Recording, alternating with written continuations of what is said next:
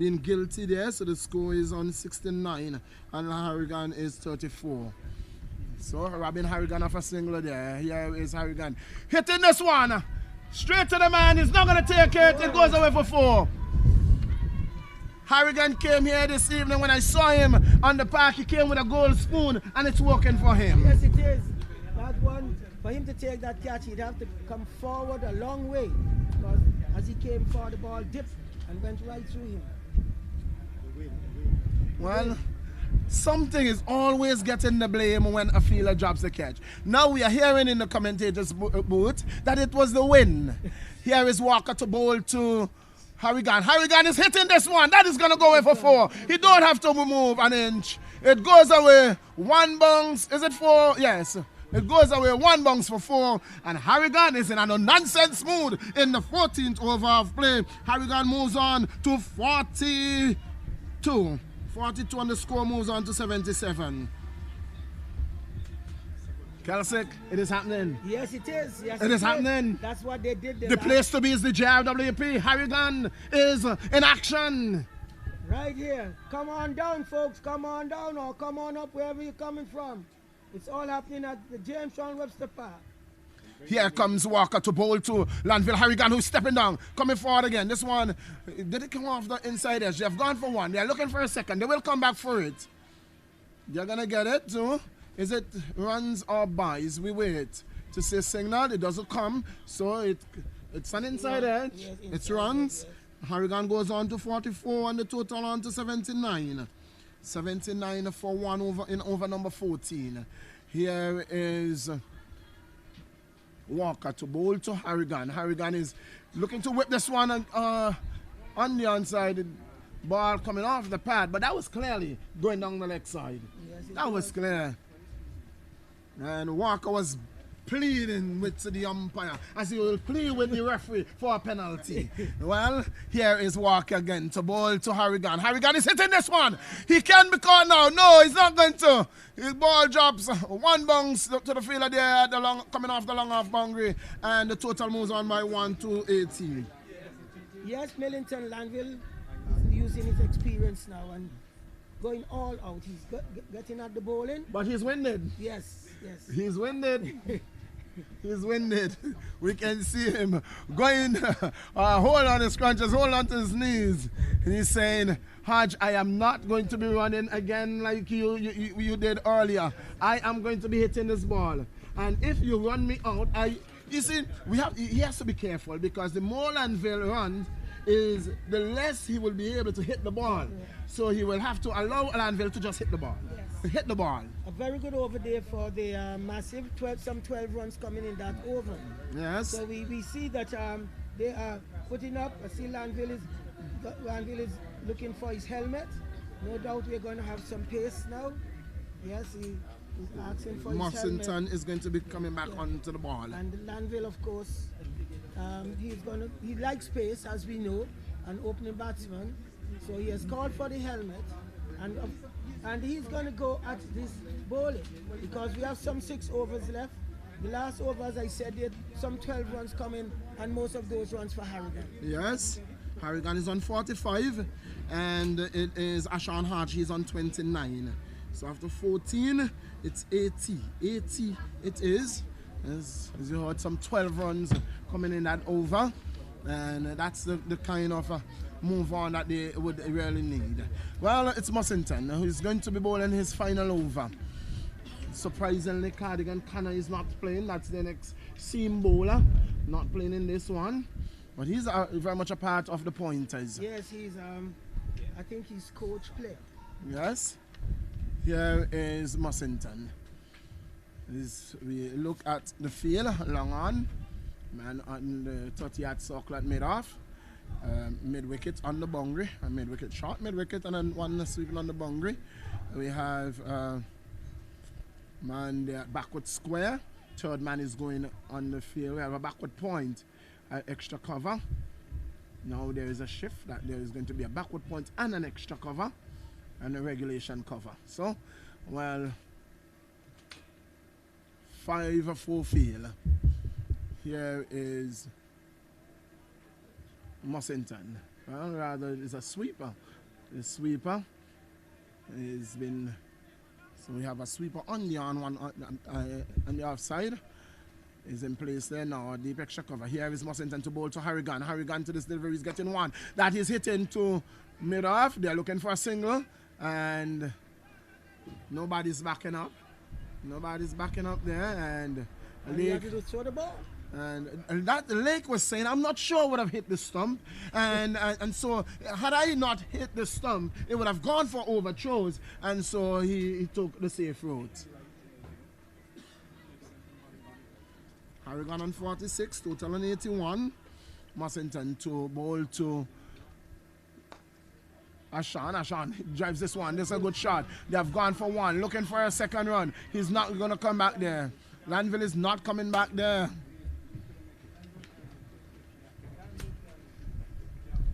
82 the total. 82, Hodge on to 30, and Harrigan on to 46. Good looking stroke there by Ashan Hodge. He's a very stubborn young man.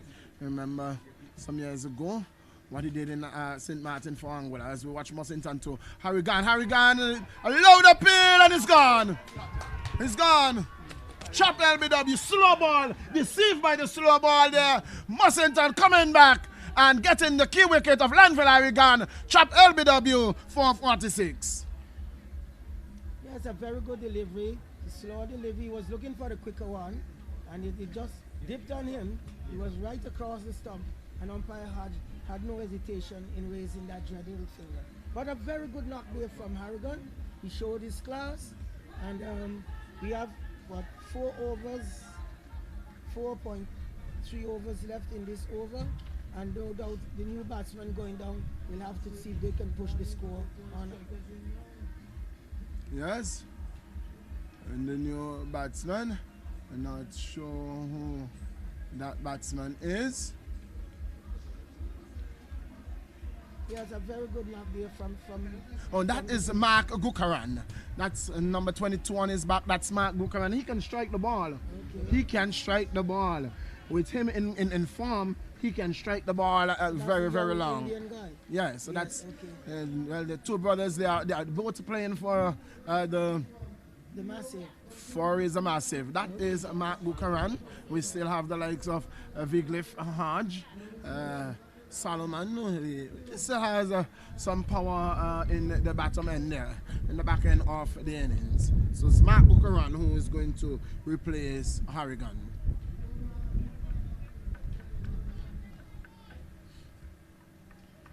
Dylan Mussington. With Gukaran takes his guard from umpire Ralph Hodge. Taps away at the crease. There's an adjustment. The man from the deep extra cover boundary is coming in to regulation cover. Here is Mussington to bowl to Gukaran.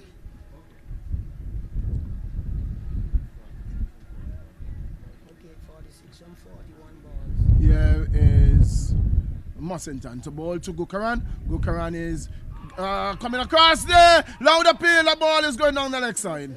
Clearly. That ball is going down the leg side. You saw the ball. The bowler was falling away and he was pushing it. And so he pushed it down the leg side. And it's a leg by there. And the total moves on by 1 to 83. So Lanville Harrigan scoring 46 from 41 deliveries. 46 from 41. All review just showed that the ball was beating the leg stump. Yeah, so we have missed leg stump by a distance. Here is Mussington to mark. That's a quick delivery. That's a very quick delivery. That's the fastest delivery we've seen for the tournament thus far. That one was quick. That one was with vengeance. Yes. That he had vested interest in the wicket there. That one took on. He dug that one in. He said, you should not have been here. Umpire Hodge gave you a second chance, and I'm going to knock you down. Well. He had to get out of the way, and so he did well. Here is Mussington again. We know he can get the ball through. Mussington to bowl to Gukaran. Gukaran is turning this one. That's off. Oh, that's hard. That's here. Ashan Hodge. Ashan Hodge off the pad again. Again, that's along the leg side. Another leg by. Total moves on by 1 to 84. Over coming to an end. And at the end of over number 15, with 5 overs to go, it is 84 for 2, 84 for 2. And the next voice you will hear live, it is going to be none other than Keith Stonegraves.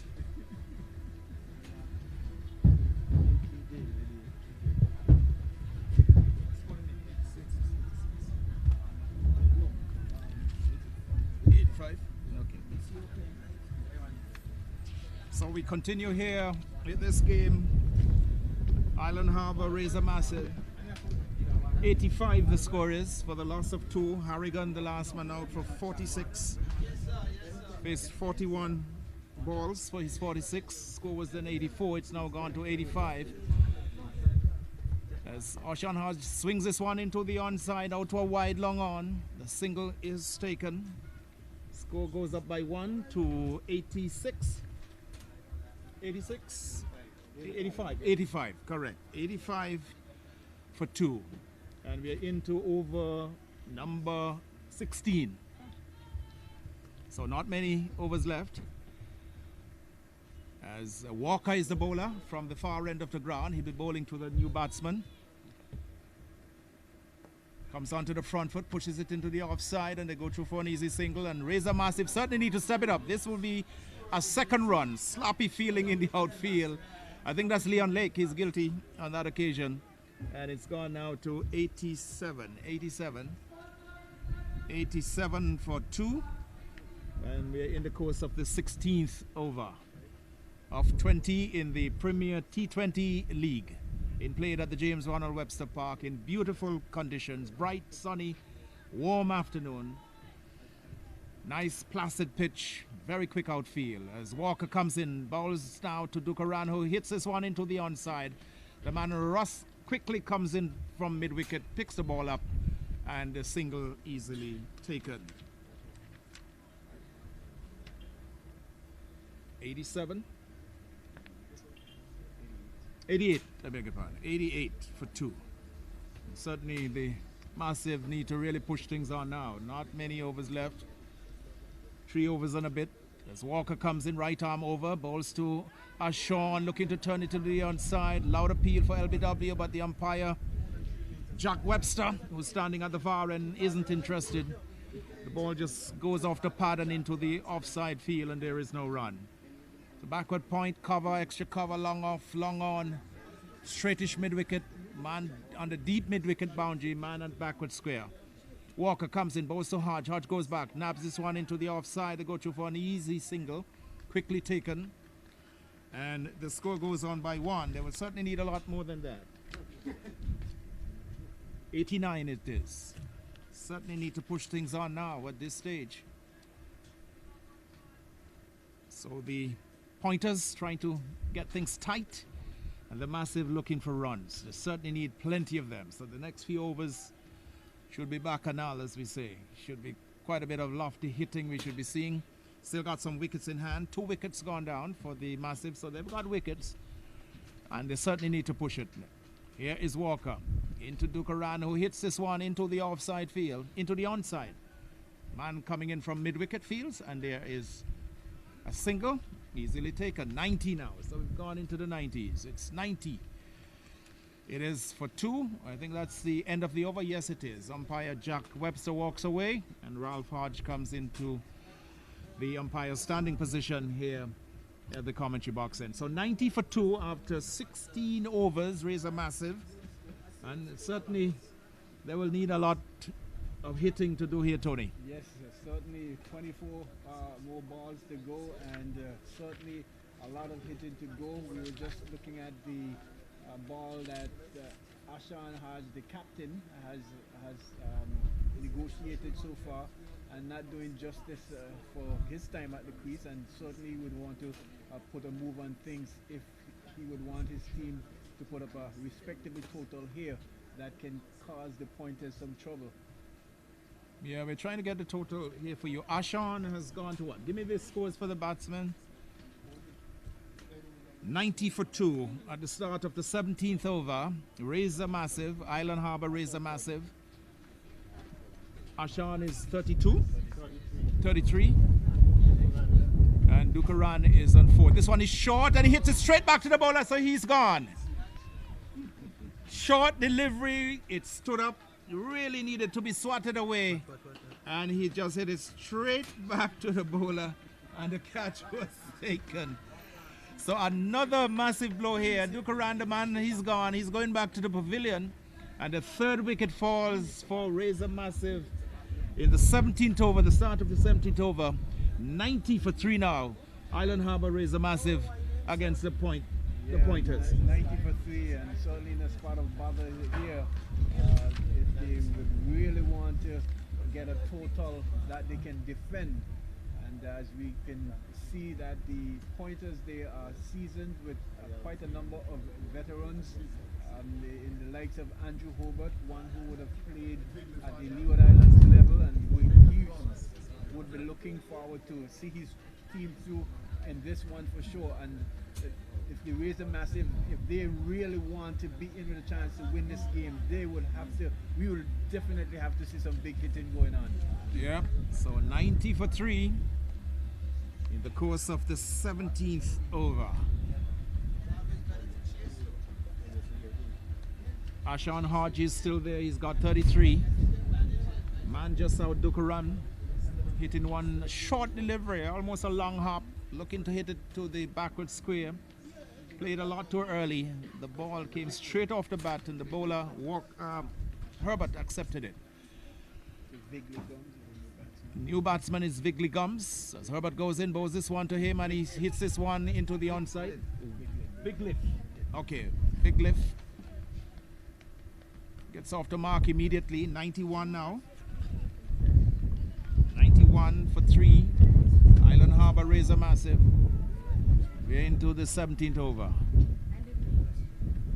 Here's Herbert. He's in now. And Ashan dabs this one past the man at backward point. Squarish third man. Races down to the boundary. He tried to heel it back. Did he? But in the meantime, the batsmen have gone through for 3. So Hodge goes on by 3. And in fact, he's looking at the 4th run, but it's not on. So Ashan gets 3 more runs. He's gone out to 36, and it's 93 for 3. And Tony, they'll need a lot of runs in the remaining overs. Massive. Yes, plenty of runs. We are not too sure what the bowling looked like. Herbert in now to Hodges, goes down on one knee, hits it to the man at straight mid on. Gets a single, there's a slight overthrow. Will they get a second? Yes, the goal comes into the keeper's end. Umpire Jack Webster says no. He's satisfied that Wycliffe has made it in. So they've picked up 2 runs. Jack Webster clearly saying no, not out. So they get 2 more runs.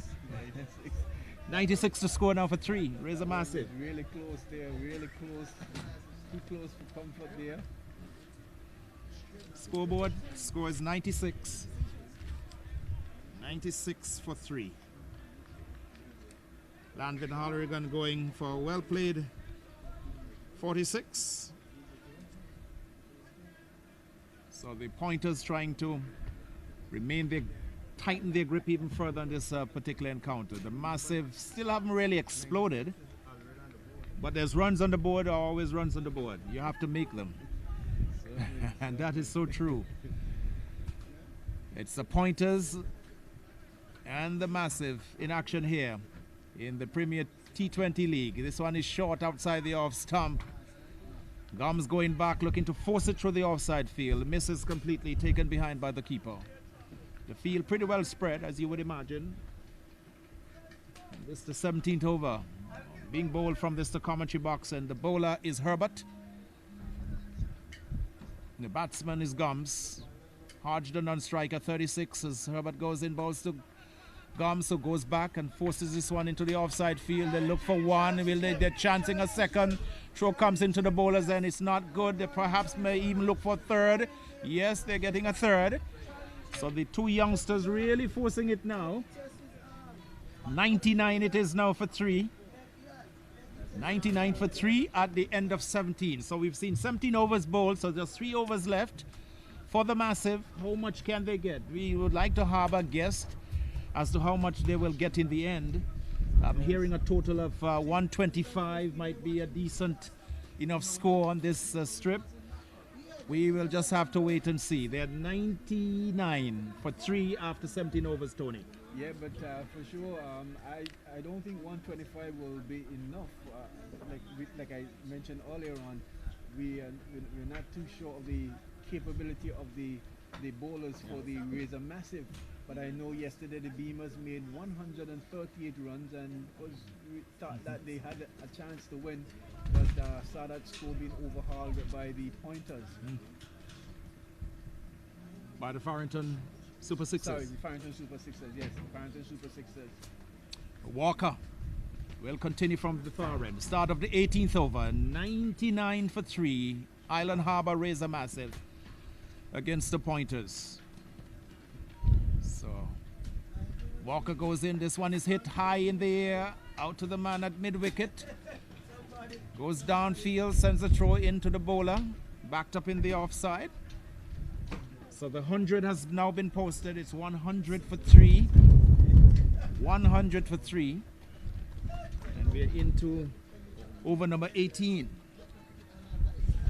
Walker operating from the far end. This one is faster, flatter. Comes off the pad, goes into the onside. Wide call and signal by the umpire Jack Webster. Short, dapper figure standing at the far end with him, Ralph Hodge, who's at square leg. Here's Walker again. Comes in now and bowls. Doesn't quite deliver. Stops in his delivery stride. Walks back. Turns around. The field again well spread. Ashon Hodge, 36 years. Outside the line of the leg stump. Push back to the bowler. Perhaps could have attempted a swat through the onside field. Now is really the time to be pushing. 7 wickets in hand. This one he plays delicately to the man at short third man and they scamper through quickly. Another single. So Hodge, I think I have him here at 36? 37. So Hodge is 37. Gums comes into strike now. It's 102 for 3 as this one again is played out to the man just forward of the square leg umpire. Should get an easy couple of runs here. Throw comes in on the first hop to the keeper. So 2 more to Gums. Not quite sure if Gums is total. Gums is what? How many runs for Gums? 9. Gums is 9 and Hodge is 37. It's 104. 104 for 3. And we are in the 18th over. So just 2 overs after this one to come for the Massive. Here is Walker. And he goes for an almighty swipe. Misses the ball completely. It's the keeper took the bails off, but his back foot was firmly planted behind the line. But another dot goes in, and at this stage, dots really you don't want to have any. This one is hit high in the air, out to mid-wicket. Fielder gets under it, drops it. We've seen so many drop catches, and they get 2. It's 106 for the loss of 3, the Massive, at the end of over number 18. So Tony, 2 overs left, and 125 now is looking kind of a far-fetch. It's a stretch. Yes, and certainly sure that the Pointers, they are going to be kicking themselves because they have let down quite a number of catches. Yeah. And we have seen the drop catch of Lanville Harrigan, and now we just saw Vigliff Gums being put down there, and we do hope that it doesn't come back to bite them, but certainly the scores could have been looking a lot better in terms of the bowling team, in the way how they would have contained the Razor Massive had they held those catches. So it's looking, certainly the Massive would have wanted a much bigger total, 106 for 3. 18 overs completed, so we are down to the final 2 overs of this competition. So we were looking initially at 125. That was one of the total that was suggested. That could be a fighting score. But again, runs on the board are runs on the board. We'll just have to wait and see. But certainly the total as it is now, 106 for 3 at the start of the 19th over. Who's the bowler from this end? John. So John, number 10 on his jersey, goes away from us. Medium fast, in now and bowls to Gums, who pushes the ball into the offside, goes through very quickly for a single. He's gone into double figures. It's 107 now for 3. Razor Massive. Ashan, I beg your pardon. So he's gone to 38. 38, I make it? Yeah, 38. So Hodges 38. He's been there a long time. He's soaked up a number of deliveries, many deliveries. It's been interesting to find out how many balls he's had. 53 balls for his 33, for his 38. This one is turned around the corner, long run. They should have gotten 2 runs here. They're just certainly not pushing hard enough. But in the end, they get 2, perhaps even 3. So a bit of a sloppy work here. They could even get 4 for all you know. And they're going for it. They're going for it. Yes, you've got to run the runs. So some sloppy work on the part of the Pointers. And the Massive capitalizing and got 4 runs. That's what you call a comedy of errors. Comedy of errors. Out in the middle. 111 now for 3. This is over number 19. 111. So 125. Still possible, Tony? Still on. John it is. Medium fast. Right arm. Over the wicket. Goes in now. And he swings this into the onside. Not getting any meat on this one. The single easily taken. 112 for 3. Razor Massive. Just got to wait and see. Runs on the board. Certainly looking at some of the Massive supporters. And their faces aren't looking too happy at the moment. They would have expected. They came out expecting a bigger run total. This one is outside the off stump and Hodge goes back looking to hit it square of the wicket on the offside. He misses. Keeper doesn't take cleanly, stops it effectively. And there is no run. 112 for 3 in this, the 19th over of 20. For the Island Harbour Razor Massive against the Pointers here at the James Ronald Webster Park. John it is. Goes up, bowls this one outside the off stump, trim back up to the bowler. He half stops it, ricochets off his right hand, goes into the onside, and another single easily taken. They certainly need more than singles at this stage. You want to see 6s and 4s. 113 for 3. We're still in the 19th over of the Massive innings. So we look at John running away from us, number 10 on his jersey. This one is hit high in the air, out to deep and wide mid-wicket. There's a sweeper on the boundary. They should come through easily for 2. That's the Gums. So 2 more. 115. 115. 118. 115? Well, yeah, 115. And we've seen 18 completed. 19 overs completed, and it's 115 for 3. After 19 overs, Island Harbour Razor Massive 118 for the loss of 3. Tony, and 125 could still be in the making. 125 can still be in the making, but man, the Pointers, they will, if they lose this match, they can point to a number of errors that they would have made in the field that would have caused them to lose this match. 4 runs. Not 4 overthrows, but 4 runs running between the wicket. That's real sloppy. Well, they will have to put in a performance here. The Pointers certainly will be going at this total hard, and Razor Massive will certainly have to put in an excellent bowling and fielding performance if they are to restrict the Pointers in this one. It's 118 for 3, 19 overs completed, so the final over of the Razor Massive innings.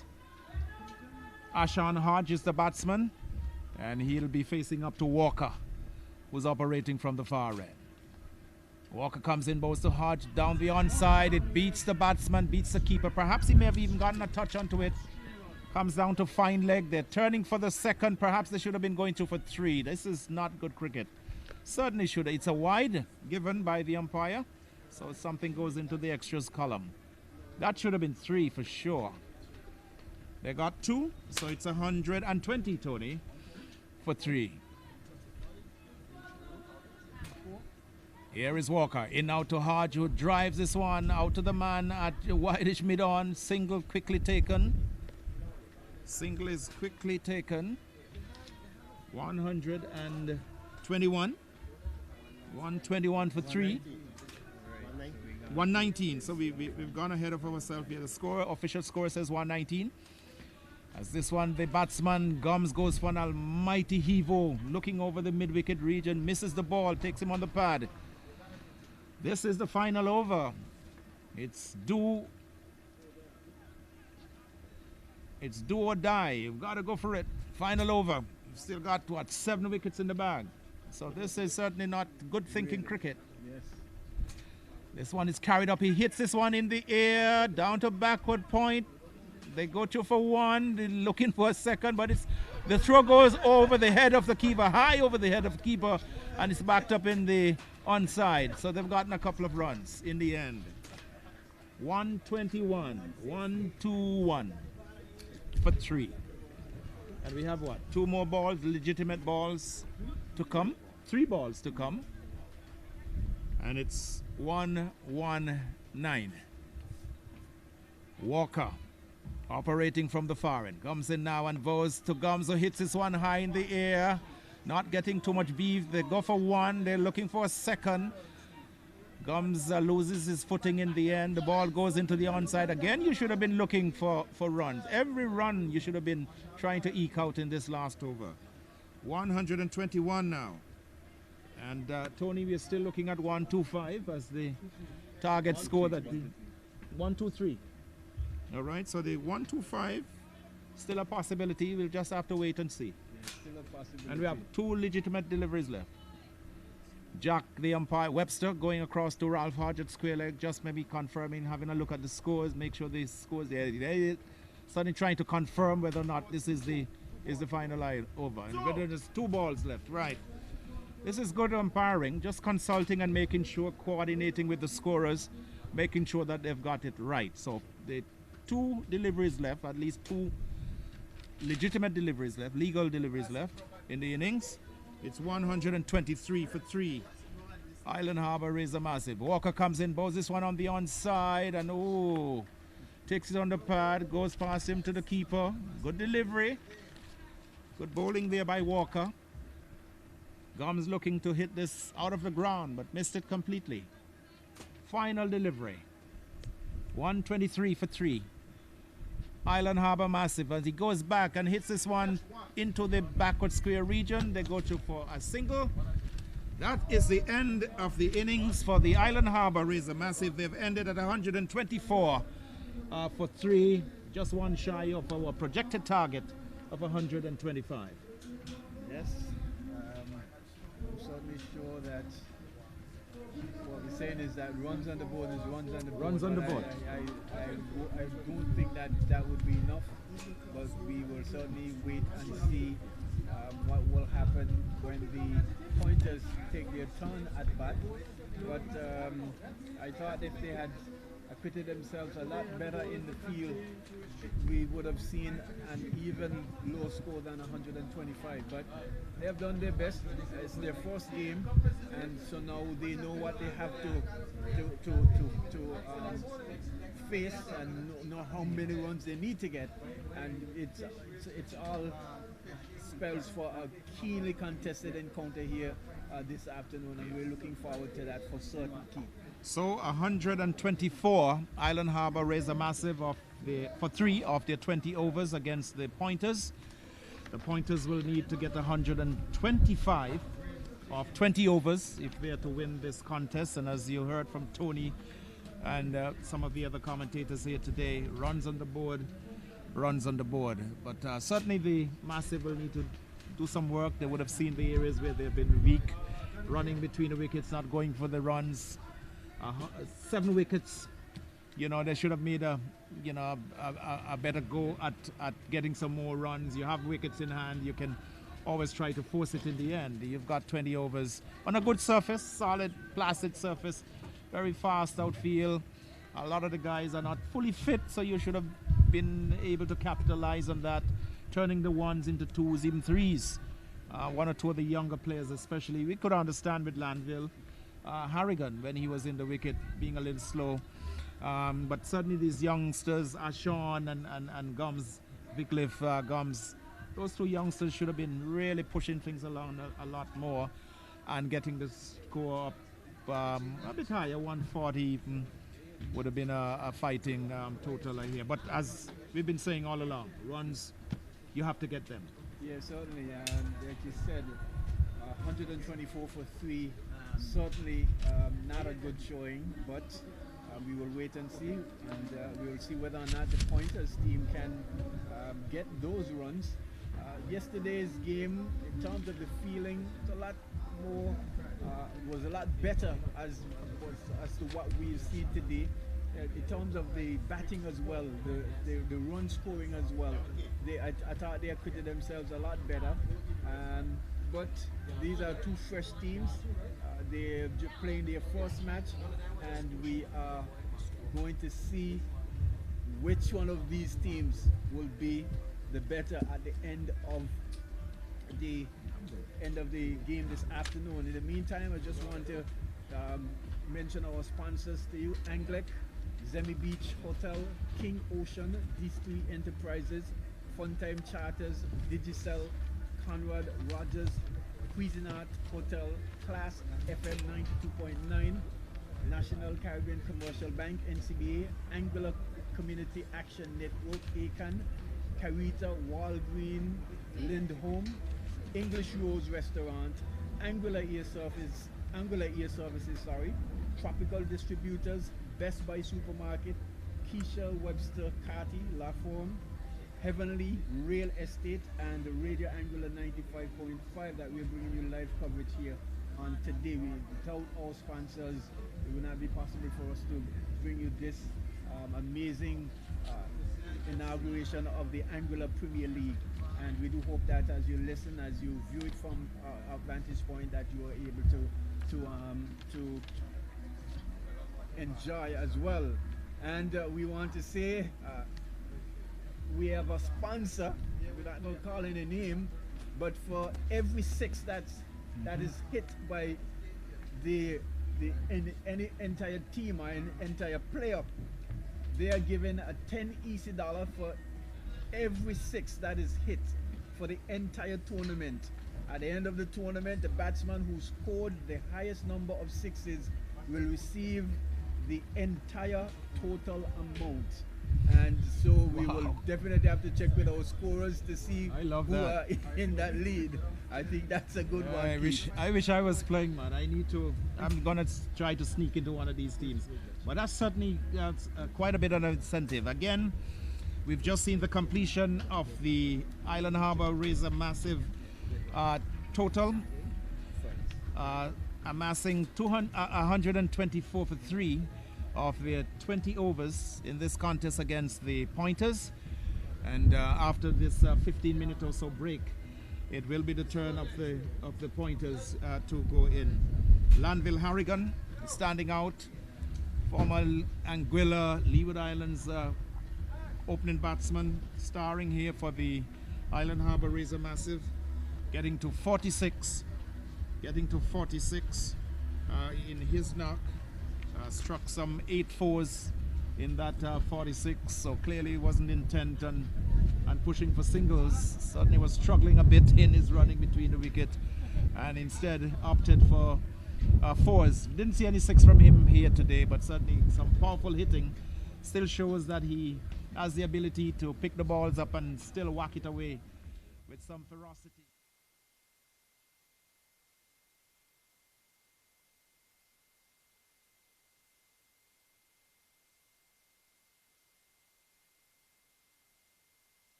Here at the James Ronald Webster Park, the home of cricket in Anguilla, getting the various communities, various village teams involved as it was in the years gone by, getting them back as well, and also getting supporters, getting residents from the various villages to come out and to cheer on their team and support their team and getting that.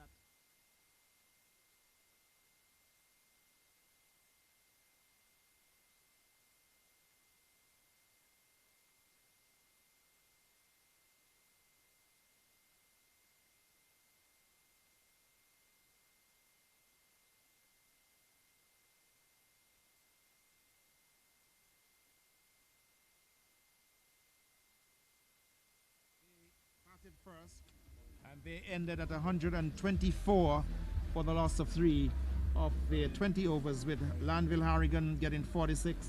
Ashawn Hodge got to 30, I think it was 38, Tony, I'm not quite sure. Yeah. Keyshawn Richardson didn't trouble the scorers, he was out for a duck. Dukaram didn't stay long, and it was Gums, Wycliffe Gums, who was there at the end. With the massive getting to 124 for 3 of their 20 overs. It will be the turn of the pointers, and we'll just have to wait and see how they progress chasing 124. Yes, Keith, and like you said, it's a real joy to see cricket back at the James Ronald Webster's Park again after some time. And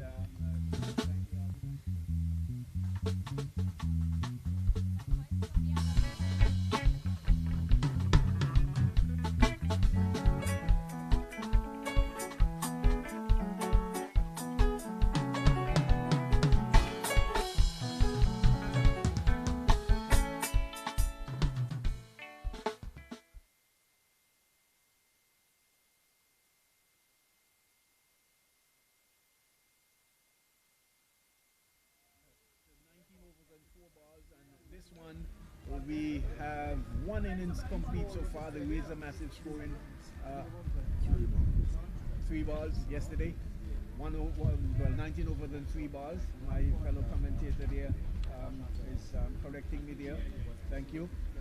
We have seen the Rays are massive. They have completed their allotment of 20 overs, scoring 124. I think that might be on the short side of things, Millington. But runs on the board, like you say, is run on the board.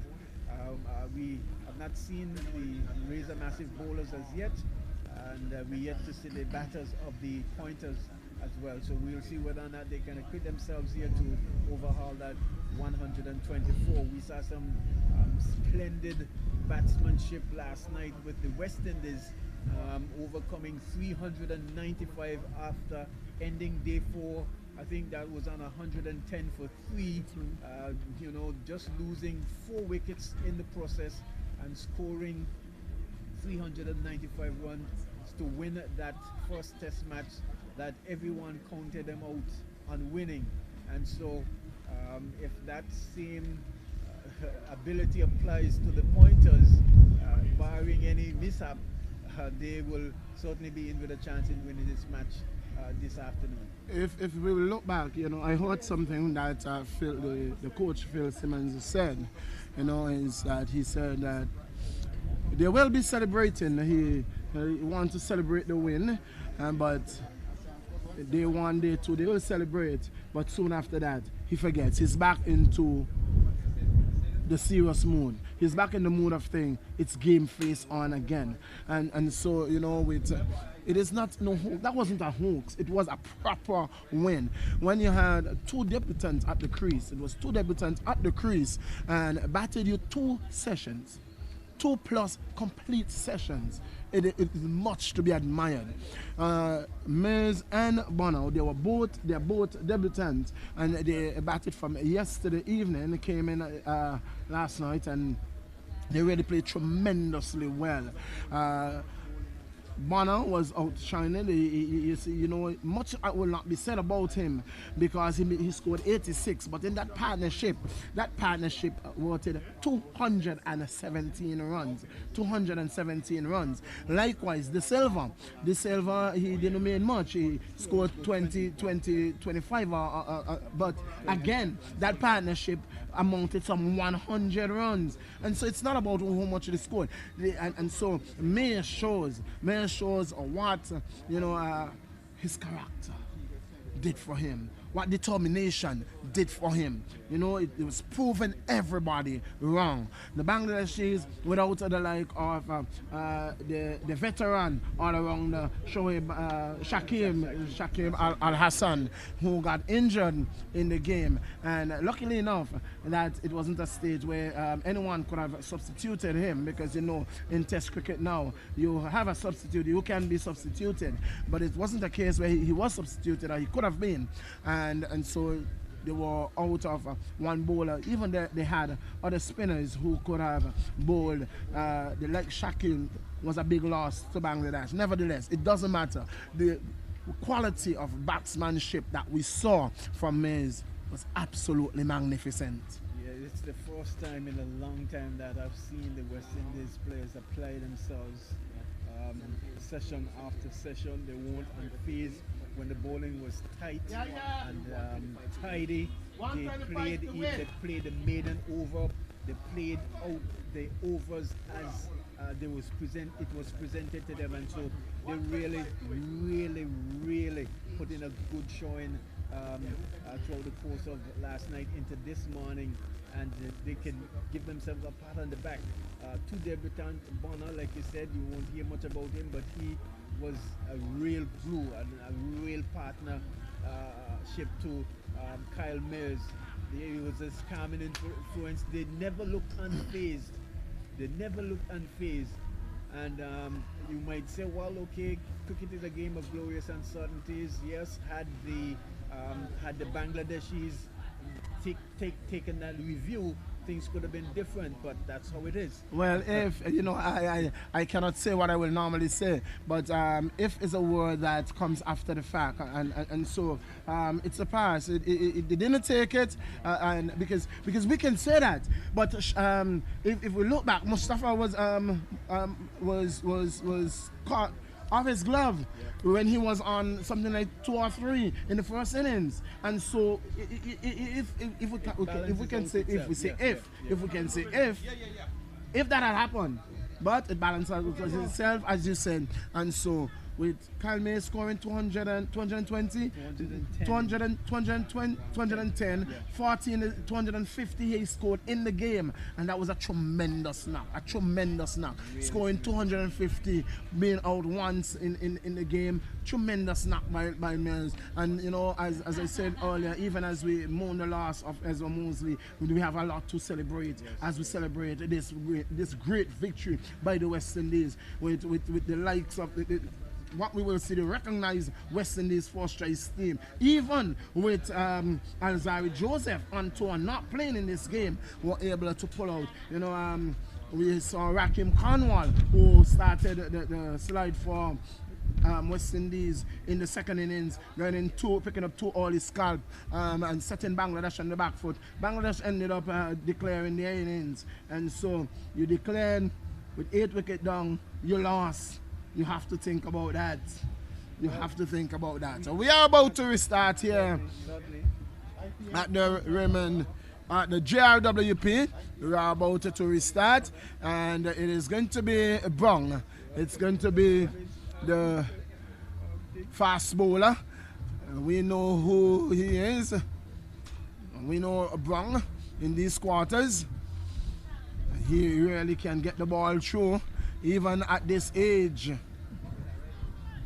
Brong it is, who's going to be taking up the attack from this end, and he will be bowling to the right-handed batsman, Josiah John. As we say, welcome back to the JRWP. To all those persons who are taking us, be it on Class FM, on Radio Anguilla, be it on Lloyd, on Klean Stream, we welcome you on board. So it's going to be Brong.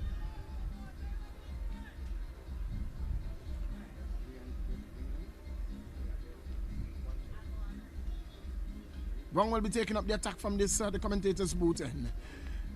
He's going to be bowling to the right-handed batsman, Josiah John. His opening partner is Leon Lake. So this is interesting. It's JJ and LL. It's Leon Lake and Josiah John. Well. But it's going to be Josiah John who will be taking first strike, and they are in search of 125 for victory. It's going to be Brown. From this, the commentator's booth end. With number 23 on his back, mid on, mid off. Backward point, extra cover. Third man. Brown runs away, ball to John, wide down the leg side. A good take. Good take there by Gukaran, Solomon Gukaran, the wicket keeper. And immediately they're off the mark. One. Extras. One. Brown. Age is showing here. He has to take something to take some motor here to get started. It's Brown again. He's gonna try to bowl to John. John to this delivery. He's getting one, a good delivery. Squaring him up. Living off the tie and run out to the gully region. Moves around from slip is Landville Harrigan. No run resulting. The score is 1. Over number 1, 1 for no loss. It is Brown again to bowl to John. John to this delivery. He's getting this one past slip and he's running down to third man. Third man comes around. Feels well and sends the return into the keeper. In the meantime, the batsman crosses over. John off the mark and the total moves on to 2. 2 for no loss. In search of 125 for victory. 124 scored by Razor Massive. The pointers in blue and black.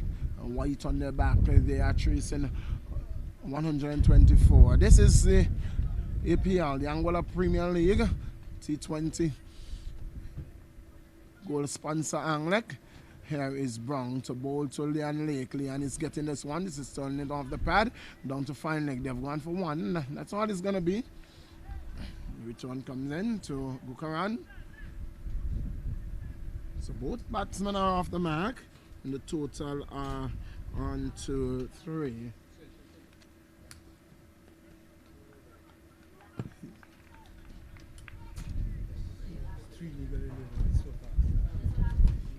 Here is Brown to bowl to John. To this delivery, John is... It's gonna be out! It's gonna be out! He must be out! He must be out! He's gone! John goes! LBW ball Brown! John doesn't look pleased, but he's gone. Chopped LBW unless he got an edge to that. He is gone. Chopped LBW ball by Brown. And Brown, the old veteran, getting this one lined up on middle stump. And John has to go dejectedly. He walks back to the pavilion and raises a massive strikes.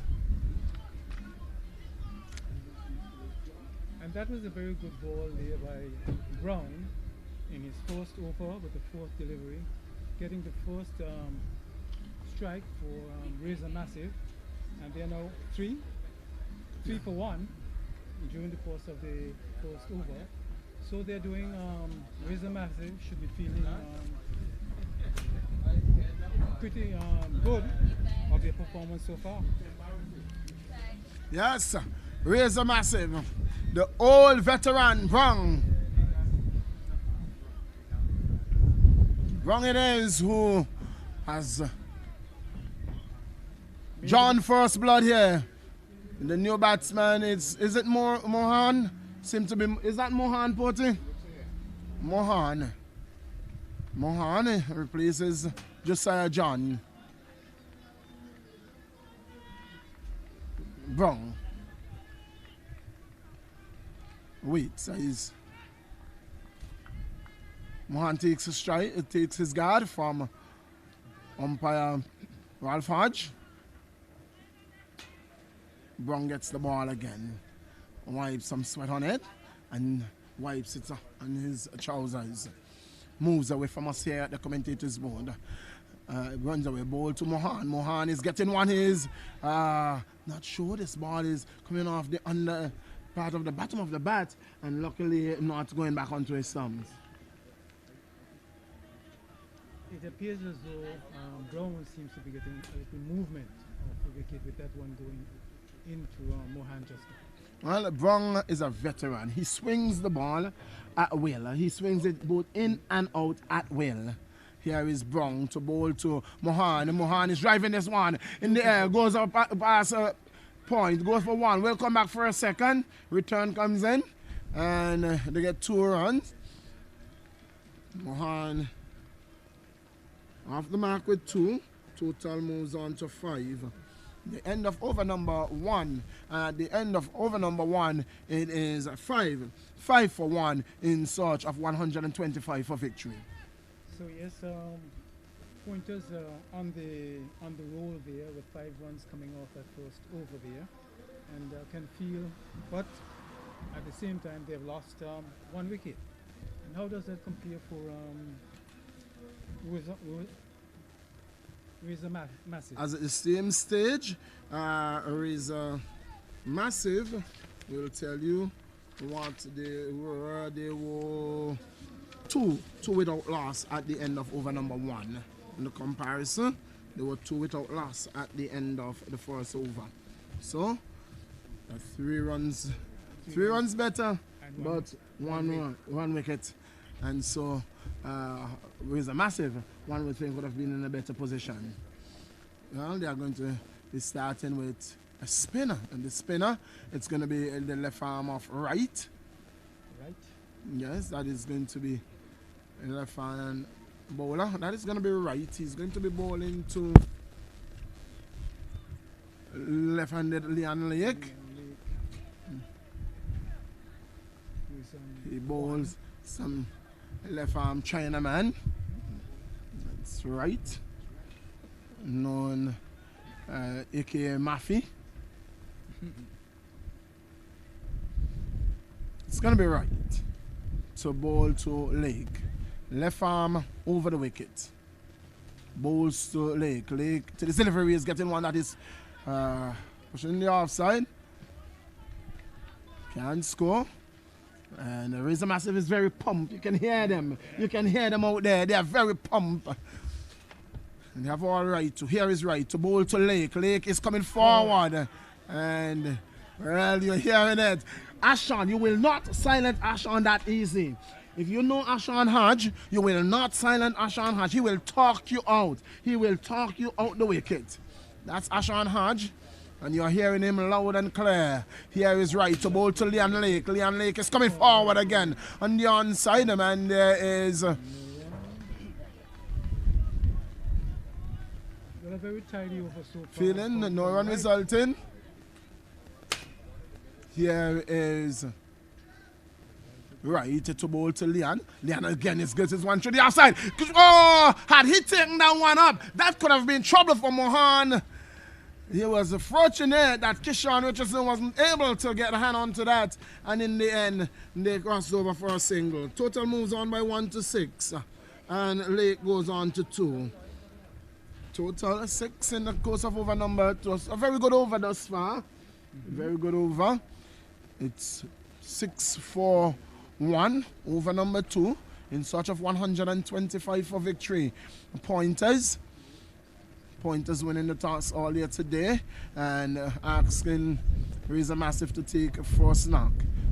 Razor Massive amounted some 124, the top scorer being the old veteran of Landville Harrigan with some 46 from 41 deliveries. Here is right. He's gonna come between umpire and stumps. Left arm around the wicket to the right-handed Mohan. Looks around, ensuring that the field is where he wants it. Bowls to Mohan. Mohan is ball! Mohan is ball! Quicker delivery, faster delivery. That's the Chinaman. That's the flipper. He's ball. Off stump, knock back. Right strikes again. And Razor Massive. They are cock a hoop. Well. Razor Massive. They are on the front burner. I tell you what, it's happening right here at the JRWP. Mohan is bowled by right, and the Pointers are in disarray. Right, make it right. Right came around the wicket with that for that delivery there. It was faster and shorter and beats Lake all ends up. So, Razor Massive, they are really cock-a-hoops here at Webster Park. With pointers now 6 for 2 in the course of the second over. 6 for 2. We wait to know who is the new batsman. We await our scorer. Again, thanks to our goal sponsor, our platinum sponsor, Anguilla. And this seemed to be Walker. Oliver Walker. For those persons who know him in the football arena, know him as Screechy. And he can hit the ball. He can hit the ball. He hits it long. He hits it hard. He hits the ball along. And pointers will hope that he can really come to the fore today for them. I've seen him, I've played against him, and he can hit the ball hard. Well, at this point in time, pointers are in a spot of trouble. They are in a precarious position, and so they will have to look to rebel rather than go hard. Precisely. This is sort of reconstruction of the innings at this point in time. Right. He's going to come left arm between umpire and stumps, around the wicket, to bowl to the right-handed batsman, Walker, with number 45 on his back. He's taken his guard from umpire Webster, looks around, taps away at the crease, waits for right. Faces right to this delivery. He's getting one that Walker is whipping this one off the pad. They've gone for one. That's all it's going to be. Klean is not going to go back there at all. The end of over number two, and a very successful over for the Razor Massive. They are 7 for 2 at the end of over number 2. So, at the same stage, we can tell you that Razor Massive, they were 10 for 1. So, Razor Massive lost their first wicket in the second over, and well, at this stage, pointers now have to do some rebuilding of their innings at 7 for 2. 7 for 2. Here is Brown. He's going to go away from us. And he waits for Walker. Walker takes his mark from his guard from umpire Hodge. Taps away at the crease. Waits for Brown. Brown breaks into his action now, runs away, passes to Walker, bowls to Walker. Walker is pushing down the onside, can score, and Gums fields, no run resulting, the score remains on 7 in the course of over number 3. Brown moves away again from us, to bowl to Walker. Walker to the delivery, he's getting one that is driving well, can't pass it off. It's hitting hard, but the man coming across, that's right. Right, I would have played cricket at a very high level. You know, I played cricket with him. He is from the island of St. Vincent. He would have played for the Windward Island, and for most of his years he played cricket in England. Here is Brown to bowl to Walker. Walker is getting one that is pushing down the onside. A quick single here and they're going to get it. Got to run in there by Walker. Walker is off the mark. The score now moves on to 8 for 2. Score is 8 for 2. In the course of the third over. Walker is on 1, and the total is 8. It brings Leon Lake, the left-handed batsman, a former opening batsman for Anguilla. He faces Brown, balls to Lake. Lake is coming forward and pushing it through up the offside. Can't score. Ashan Hodge is in attendance, and score remains on 8.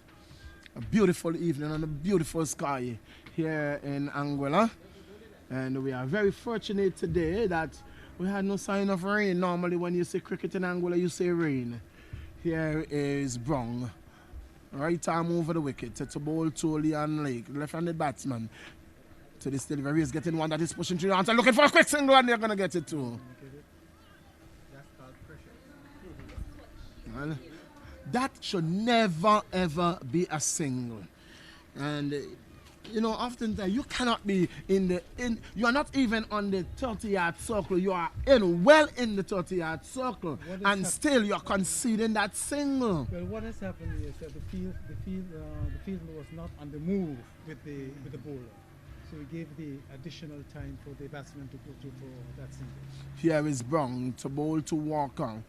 To this delivery, Walker is getting one that is well played there in the end. A full pitch delivery, delivery more of a Yorker length, over coming to an end, and at the end of over number 3. At the end of over number 3, it is 9. Some 2 runs of that over 9 for 2 at the same stage.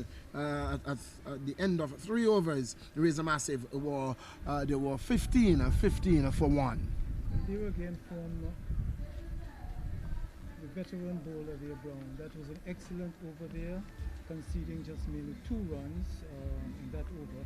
So what we are seeing here, it appears as though pointers will have quite an uphill struggle from the batting we've seen so far, or the bowling that we've seen so far. Yes, Brown has bowled some 2 overs thus far and has conceded just about 4 runs. 4 runs, I think, yeah. Taking 1 wicket. 7 runs. Yes. His first over cost some 5 runs, and his second over cost 2, so some 7 runs. So right, he's going to continue. Right, has bowled 1 over so far. Here's 1 over costing him some 2 runs. More importantly, he took 2 wickets. Here is right to bowl to Lake. Lake is swinging this one and doesn't really make the kind of contact that he would have loved. It goes to short fine leg. The man fielding there, and no run resulted. Right again, left arm over the wicket to bowl to the left-handed Lake. Lake is well. There. It could have been a run out on the other end because Leon Lake took off very late, but the fielder came in and it's a bye there. He was beating New Orleans up, and what a superb delivery. Wright is doing the right thing. Yes, Wright is really bowling on wicket to wicket and giving not much room for the batsman to have a swing at him. Superb bowling there. Right, it's going to come to the right-handed batsman, left arm between umpire and stumps.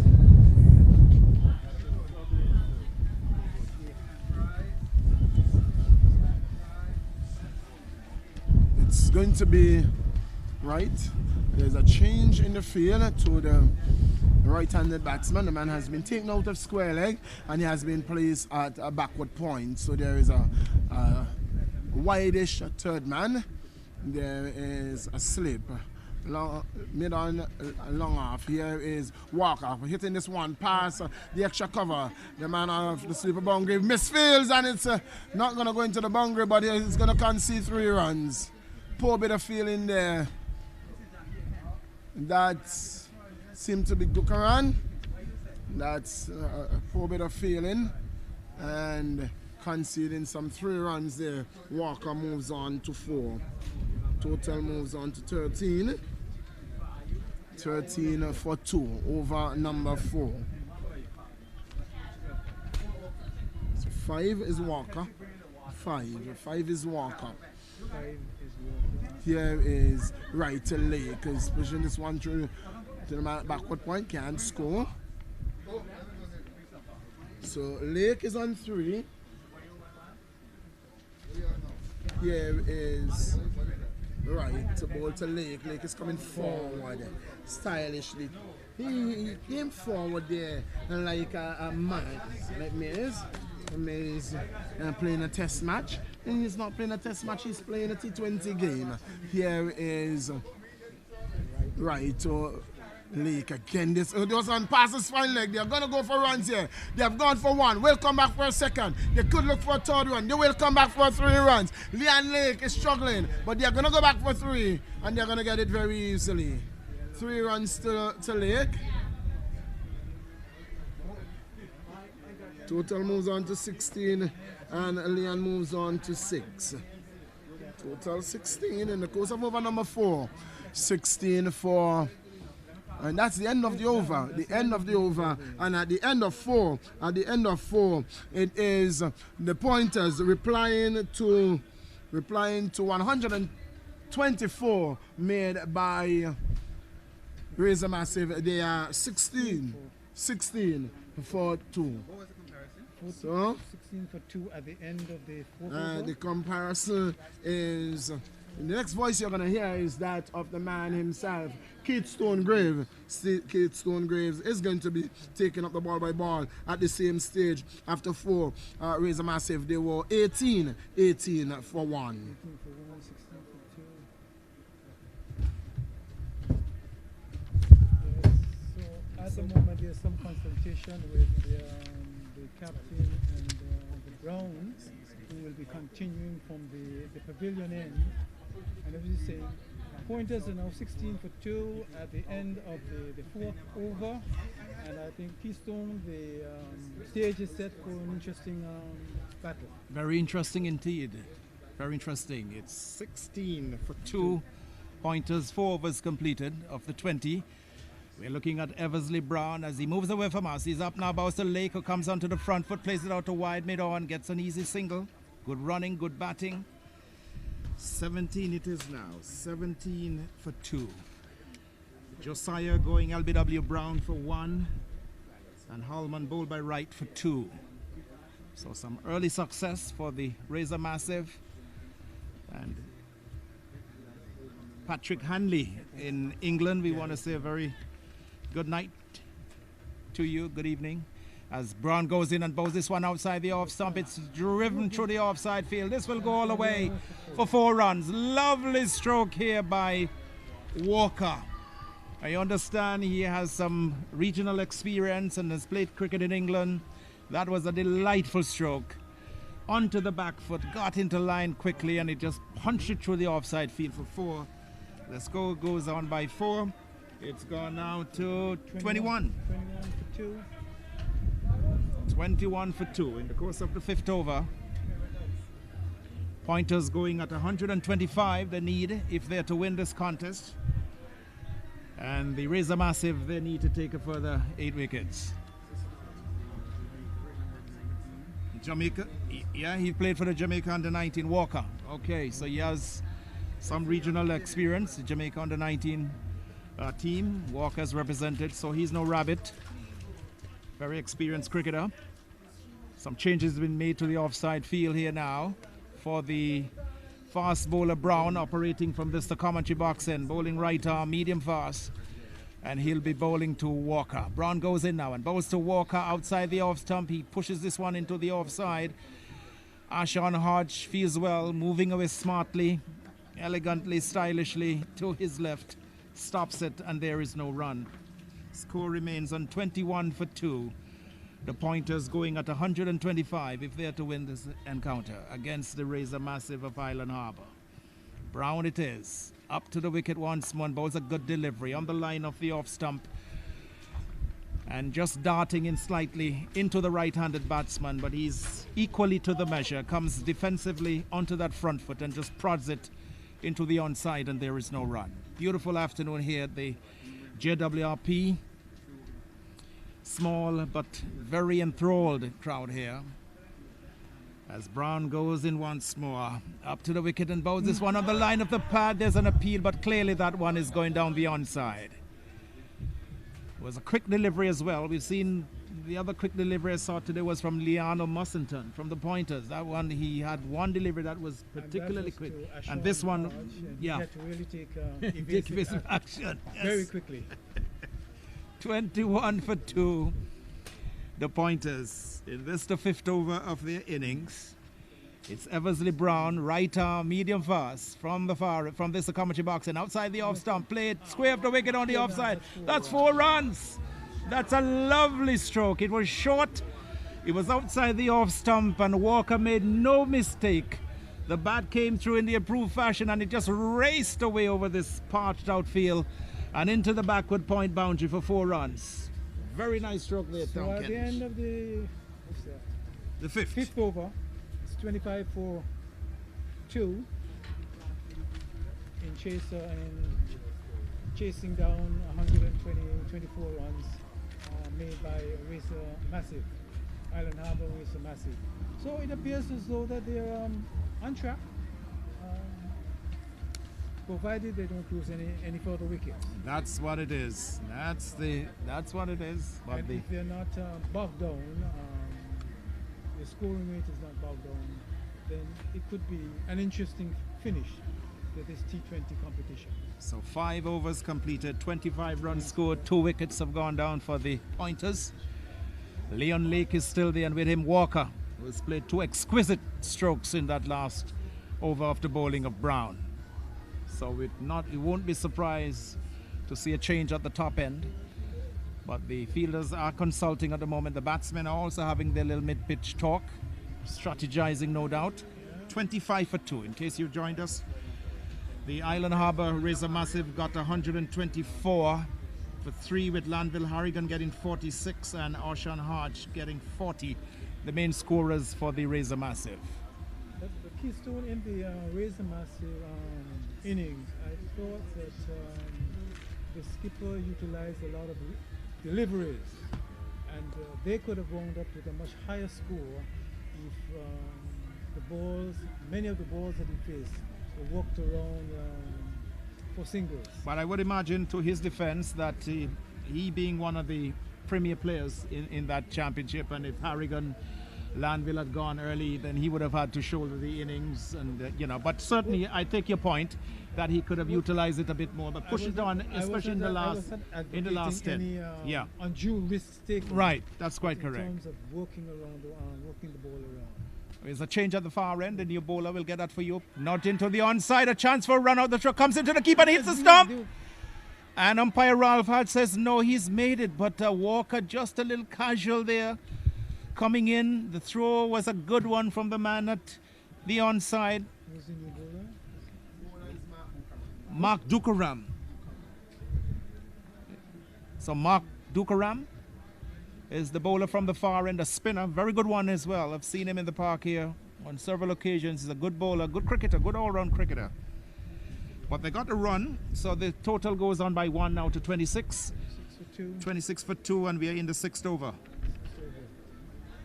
So it's Dukaran, Mark Dukaran, the spinner for the Massive from the southern end of the ground. And he'll be bowling to Walker. Walker's score, I'll get that for you in just a moment. Walker is the batsman, right-handed batsman, wearing number 45 on his jersey. Here is Dukaran. Comes in, bows to Walker, gets a good delivery. Walker is 13. Walker is 13, and Lake, it's 26. Lake is 8. 13 to Walker, who's on strike. Dukaran comes in now, bows to Walker, who goes back and plays this backward square on the offside.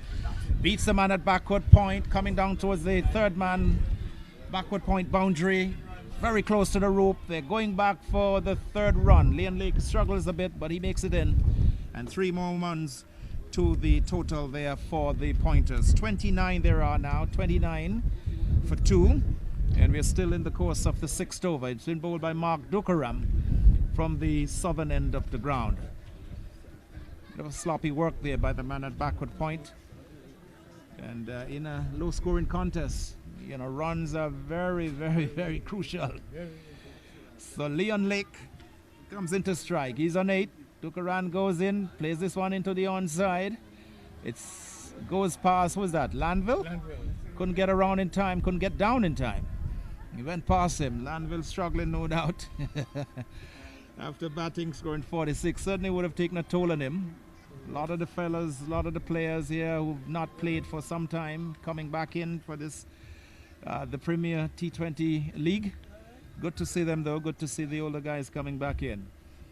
The score's gone on now to 30.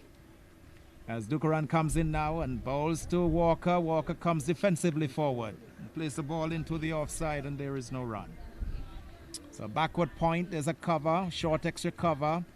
Mid off wideish and deep, there's a long on. There's a deep mid wicket and a man backward of the square leg umpire. Short. Dukaram it is. He comes in now and bowls to Walker, who drives past the man at mid on. But the man comes off the long on boundary fields. And another single for Walker. Score goes on by 1 to 31 for 2. So we've seen 6 overs completed. After 6 overs, going at 125 for victory. The pointers are 31 for 2. Keith, were it not for that misfielding, Dukaran would have had a fairly decent over. He would only have conceded 3 runs instead of 6. Yep, so we will see a change at this the top end as we predicted. Brown has given way to, we'll pick up who's going to come on at this end. Who's the new bowler at this top end? So Eversley Brown, after a good spell in which he got the wicket of Josiah LBW. That's Vigliff Gums. So Gums has taken over from Brown, Eversley Brown at this the commentary box end. It's 31 for 2. The pointers chasing 125.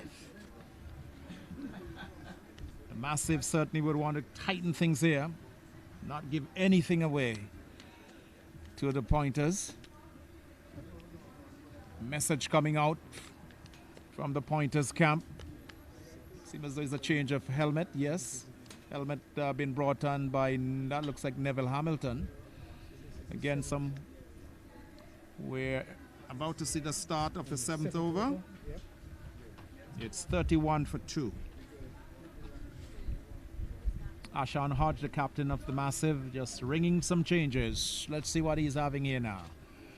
The bowler is going to be Gums from this the commentary box end, number 17 on his back on his jersey. There's no slip. There's a third man. There's a point. There's a cover. Mid off, mid on, close in mid wicket, deep backward square, and a long leg. So pretty well. There's a man on the deep cover boundary sweeping.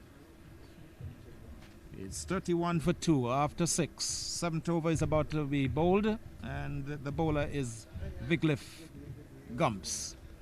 Right arm, medium fast. Umpire Hodge. Now we see the long off in Brown going right back on the boundary. Let's look at Gums as he runs away from us now. He's up to the wicket to Walker. Outside the line of the off stump, pretty close to being called a wide. I saw Umpire Hodge just leaning and having a close look. But it was inside the marker and it went through into the gloves of the keeper. First delivery of the 7th over. And the Massive looking to tighten things up here. Got 2 early wickets. Certainly that would have spurred on the Massive players. As we look at Gums, as he bustling approach. He's up to the wicket now and bows this one outside the line of the off stump again. This massive, expansive drive by Walker. Makes no contact and it goes harmlessly into the gloves of the wicketkeeper. So clearly a strategy being worked out here by Gums. And the field has been put in place for him. We see the cover, the man of the sweeper on the deep cover boundary, just been asked to come a few meters to his right, just a touch to his right. Landville Harrigan, with all his experience, certainly working alongside young Hodge in the field placement. As we look at Gums as he moves away from us now. He's up to the wicket, right arm over the wicket, carries this one up. It's hit over the top of the man at mid-on. I may have even gotten a hand to it. It was in the air for some time. They turn for 1. They're coming back for the 2nd. They want at 3rd, and they will get it 2. So 3 runs there, but it was very uppish.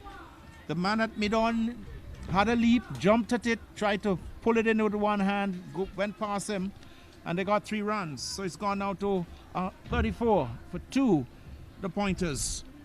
Walker, that was 3 runs to Walker. 3 runs for Walker. So Walker looking to go hard on that one. Didn't quite time it. It was a good delivery. Perhaps a slow delivery, held back a bit. Walker wasn't quite to the pitch, but went through with a stroke, and luckily for him and his team, just got it over the head of the man at mid-on. Gums now into the left-handed Lake. Carries this one up on the line of the leg stump. There's an appeal for LBW, but that one pitching outside leg. Umpire Hodge isn't interested. He walks away. Ball comes off the pad. In fact, he may have gotten a snick into the onside.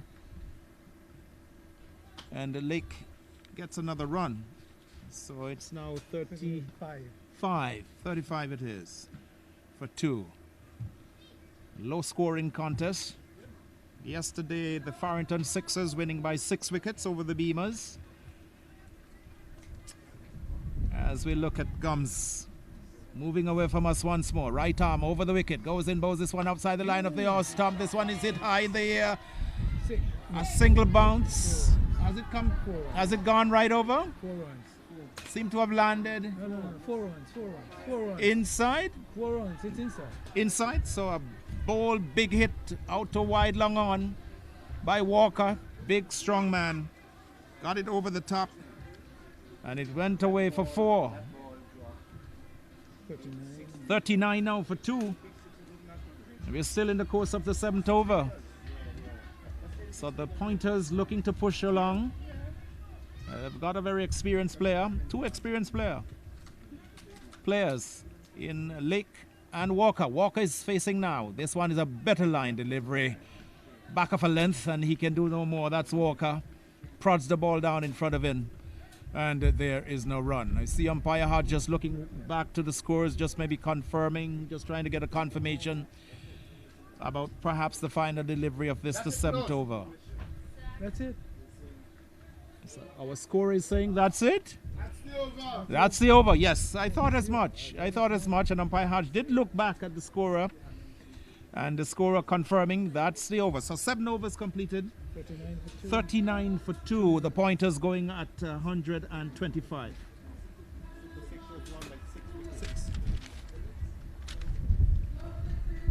So Super Sixers won by 6 wickets yesterday, in fact, not 7, I said.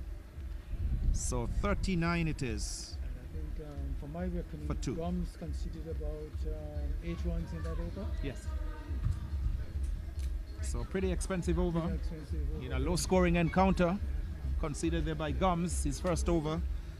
So the score 39 for 2, and we've had 7 overs completed.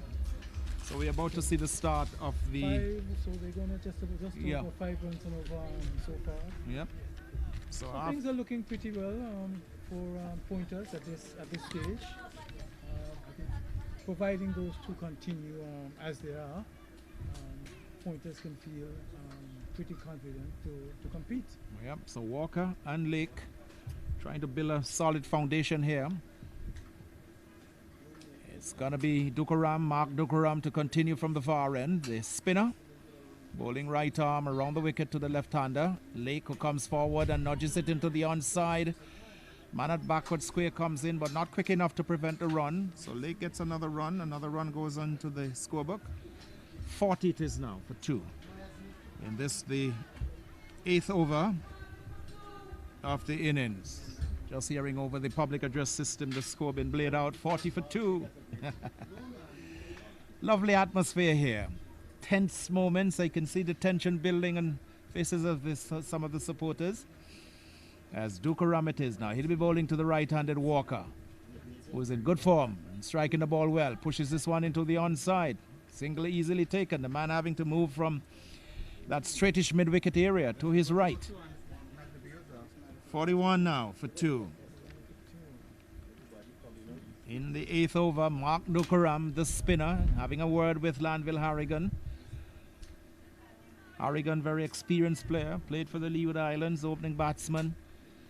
And playing here today for the Island Harbour Razor Massive, his home team. And just giving a word of Encouragement to the young spinner, Mark Dukaram it is. He's in now and bowls to Lake, and Lake nudges this one around the corner. Short backward square, the throw comes in, a good one. Keeper takes off the bails, but the batsman was back. Score is kept on 41 for 2. And there's a mid-wicket right out on the boundary. Short backward square, short mid-wicket, long on, wide, long off, wide and deep. Cover, extra cover, backward point. Dukaram is in and he goes for whack to the onside. Passes Harrigan at short mid-wicket. Goes out to deep mid-wicket. Slight fumbling out there and they easily come back for the second run. 43 now for 2. And again we see the fitness question coming into play. A lot of fellas are not really at the peak of their fitness, and you could see them every now and then going and bending over trying to get some air into the lungs. This one is nudged around the corner, fine. It's a nice tickle. Should get 1, should get 2, possibly 3 if they push it, but I doubt. 2 is all it will be. 45, the Pointers for 2. So the Pointers keeping it steady, having lost 2 early wickets, but they've since batted quite well. Walker and Lake, they've kept the scorers busy. Notched up, picked up the 1s and 2s, odd boundary here and there, and that's the way they've kept it. 45 for 2. We're still in the course of the 8th over of 20 in the Premier T20 League. Second game in this championship. Mark Dukaram around the wicket to the left-handed Lake. He goes down and hits this in the air over the head of the bowler, chipped it really, and gets a single out to that wide and deep long off area, and another run. 8 overs completed, 46 runs scored. We'll have another word from Kentish, and then we'll have Millie coming in to take over. Dukaram switched from over the wicket to around the wicket and was able to still conceded another 5 runs from changing his bowling. But all in all, he seems to be a relatively good spinner, but needs a little bit more control. Would you say, Milton? Yes. With Dukaram, I think it's just a matter of lack of training. He can bowl. I can tell you, he can spin the ball both ways. He has a very good faster ball. He bowls a variation. It's a lack of training. The guys have not really been training that much, and it is telling here. But it's going to be Vigliff who's going to continue from this end. Because in his bowling, I see when the batsmen are playing forward, they're really coming, because he's getting some movement, the balls are coming off the edges. So and he's flighting the ball somewhat as well. Yes. And he is a very brave bowler. You can hit him for 6, but he still is going to flight it for you. And in the end, I tell you, he wins a lot of the battles. It's going to be Vigliff who is going to continue. It's going to be his second over. Over number 9, here is Vigliff, moves away from us to bowl to Leon Lake. Leon is hitting this one through the offside, down to the sweeper. They've gone for 1, they're looking for a second, they're coming back for it too. This could be danger, and he gets home. Fumbling again, and the batsman gets home safely, and the total moves on to 48.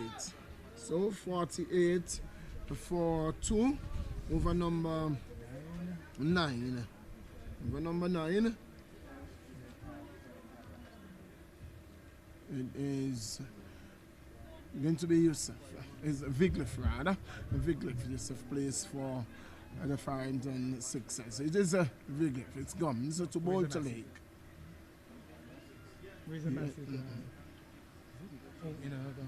Here is Gums to bowl to Leon Lake. Bowls to Lake. Lake to this delivery is getting 1 wide outside the off. Some keeper doesn't take cleanly. Fortunate for him that he did not hit the helmet. The total moves on by 1. A bye, says the umpire. Total moves on to 49. 49 for 2. And over number 9. Thanks to our sponsor, Digicel, Corona, Najiko, D3 Enterprise, Anglico goal sponsor. Here is Gums, the ball to Walker. A bright Sunday afternoon here in Anguilla. Stutters and breaks into a run.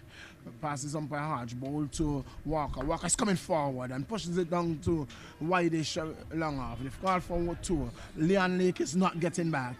Leon Lake could hardly make 1, and he was not going to come back there on that occasion, Kentish. Not at all.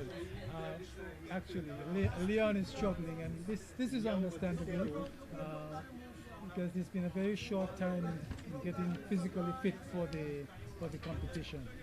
We saw Landville struggling quite a bit towards the end of his innings as well.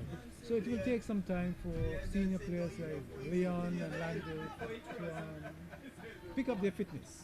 Well, you know, I we'll get back to that, and it is going to be Gums. We're going to continue to bowl to Lake. Bowls to Lake. Lake to this delivery is coming across his wicket, then coming down. A big flash, and the one there was thrown back by the keeper, hauled back to the stump, missing it, backed up by the bowler. No run resulting. Leon Lake advancing there down the track, but his first movement was across, then he came down, missing the ball altogether. Well, he's signaling his intention to be more aggressive at this stage as well. Well, he will need to be. He will need to be. We are just about the halfway mark, and the total is 50. Here is Gums to Lake, who's hitting this one through the onside. A full toss. Kishan Richardson comes off the mid-wicket boundary field. Can't stop the single. Total moves on by 1 to 51. 51 for 2 over number 9.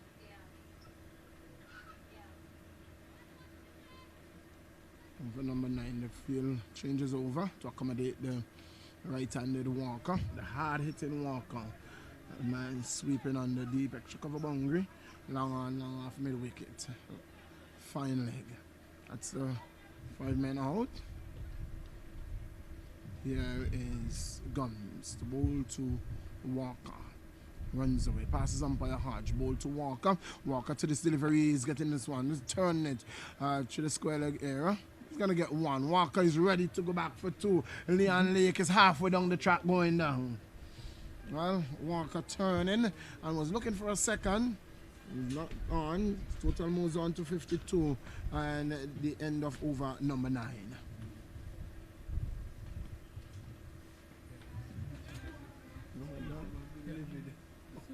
So far, we are 52 for 2, and this is chasing down 124 runs. Pointers seem to be in a fairly comfortable position at this stage, I would say, in their chase for 124 runs. They're having some confrontation now at the on the field. Leon Lake seems to be getting some attention there. He's walking back slowly to the wicket. At this point, Pointers has a 7-run advantage. A 7-run advantage at the same stage. Razor Massive, they were at 45 for 1 at the end of 9. Over number 10 is going to be ball from the far end. It's going to be Gukaran. Mark Gukaran, the lanky figure. His brother Solomon Gukaran is the wicket keeper, number 6 on his back. More body figure of Solomon, footballer, a cricketer, a sportsman indeed, a basketballer. Here is Mark Gukaran to bowl to Walker. Right arm over the wicket. Batsman is not ready. Umpire stops the bowler. Now he stops away. Ready. Waits for the bowler. Right arm over the wicket. Ball to Walker. Walker is hitting this one straight to mid wicket and gets 1. They're gonna come back for a second. A little bit of feeling there. I don't know how you see it, but at this stage, he can well leave the field, let him off the field, if he's injured and somebody else can come, a better fielder at this stage can come. If he's not a bowler, I'm not sure why he's still on the field, because he's not feeling at all. He's not helping in the field. It's a wide ball and the total moves on to 55. You have to have some tricks and tactics in this game. I do agree with you that it would be advantageous for him to come off the field, so that because he's conceding runs at this stage. Yes, you have a number of younger players in the Justin area. Here is Mark to this delivery. Is Walker pushing back straight to the bowler. No run result, and the score remains on 55. 55 for 2 over number 10. Here is Gukaran again. Right off, bowling off spins. The ball to Walker, hitting this one down too long on. The man comes across, field, sends the return back to the bowler. Can't stop the single. Total moves on by 1 to 56. 56. Yeah, 56 for 2 in the course of the 10th over. Yes. Gukaran is going to change his line of attack to accommodate the left-handed batsman. He's going to come right arm around the wicket. So the left-handed Leon Lake. Bowls to Lake. Lake to this delivery is getting one that... They're looking for a single here. It's not on. They go back and... Well, Walker was down the track. It's a wide call. A wide call. Well, thought that it came off his span. But no, says the umpire. The umpire says it's a wide delivery. Here is... Mark again to bowl to this delivery. He's driving to a wideish long off. The fielder field sends the return to the bowler on the bounce. Total moves on to 58. 58 for 2 over number 10. In search of 125 for victory. Pointers.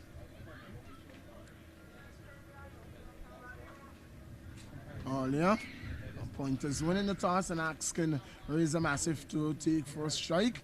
Razor Massive amounting some 124 from their 20 overs, and in search of 125 for victory. Pointers, they are 58 for 2 in the course of over number 10. After this over, we are going to have a break. We're going to have a water break, and so we're going to be running you through the list of some of our sponsors. Here is Mark Gukaran. Gukaran ball to Walker. Walker is driving down the onside of the stump. It's going to go down to long on. The man comes in and field. Can't stop the single. Total moves on to 59. 59 with one ball remaining in this over. One ball. It's going to be the water break after this over. Here is Gukaran. Gukaran bowls to Lake. Lake is on this one. On the outside, this could be trouble here. The return goes in, and he fumbles it. This could have been trouble for Lake. Missed it there by the bowler. Not a very good throw either. Not a very good throw. It was a difficult take for the bowler, who doesn't have on any protective gear. And in the end, the batsman crosses over for 2. The score moves on to 61. 61 it is for 2. In the course of over number 10. Here is Gukaran. Over seemed to be a very lengthy one. It seems. That's right. And is that the over scorer? Yeah. Sure. It is. It seemed to be a very lengthy over. That's the end of over number 10, and it's going to be a drinks break right here at the end of over number 10. And we'll tell you at the end of 10. Razor Massive, they were 50, 50, yes. So it's 11 runs advantage Pointers at this stage.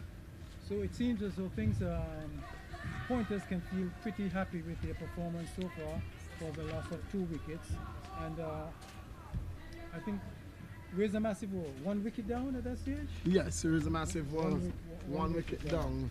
So again, at this stage, we want to say thanks to our sponsors, with our sponsor being Anguilla.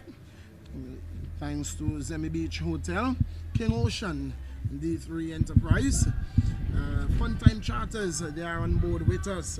You know, when in good times when you want to go around the island or to St. Martin or even around to small keys. Fun Time Charters. Thanks to Digicel. Conrad Rogers, he is on board with the APL Cruising Art Hotel. They are also on board Class FM 92.9 FM, making it possible for us to be live and lively on radio. NCBA, the bank of choice here in Anguilla. Anguilla Community Action Network, yeah, they are on board. Carita All Green, they are also on board with the Anguilla T20 League. English Rose, can't forget the place to dine.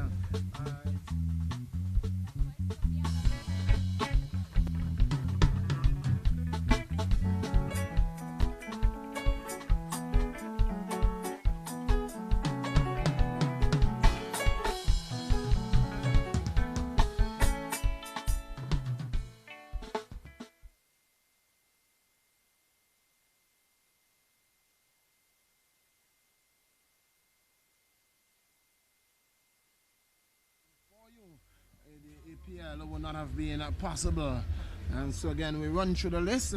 Radio Anguilla 95.5 FM, Heavenly Real Estate, Keisha Webster Carty, Best Buy Supermarket, Tropical Distributors, Anguilla Air Services, English Rose Restaurant, Carita Walgreen.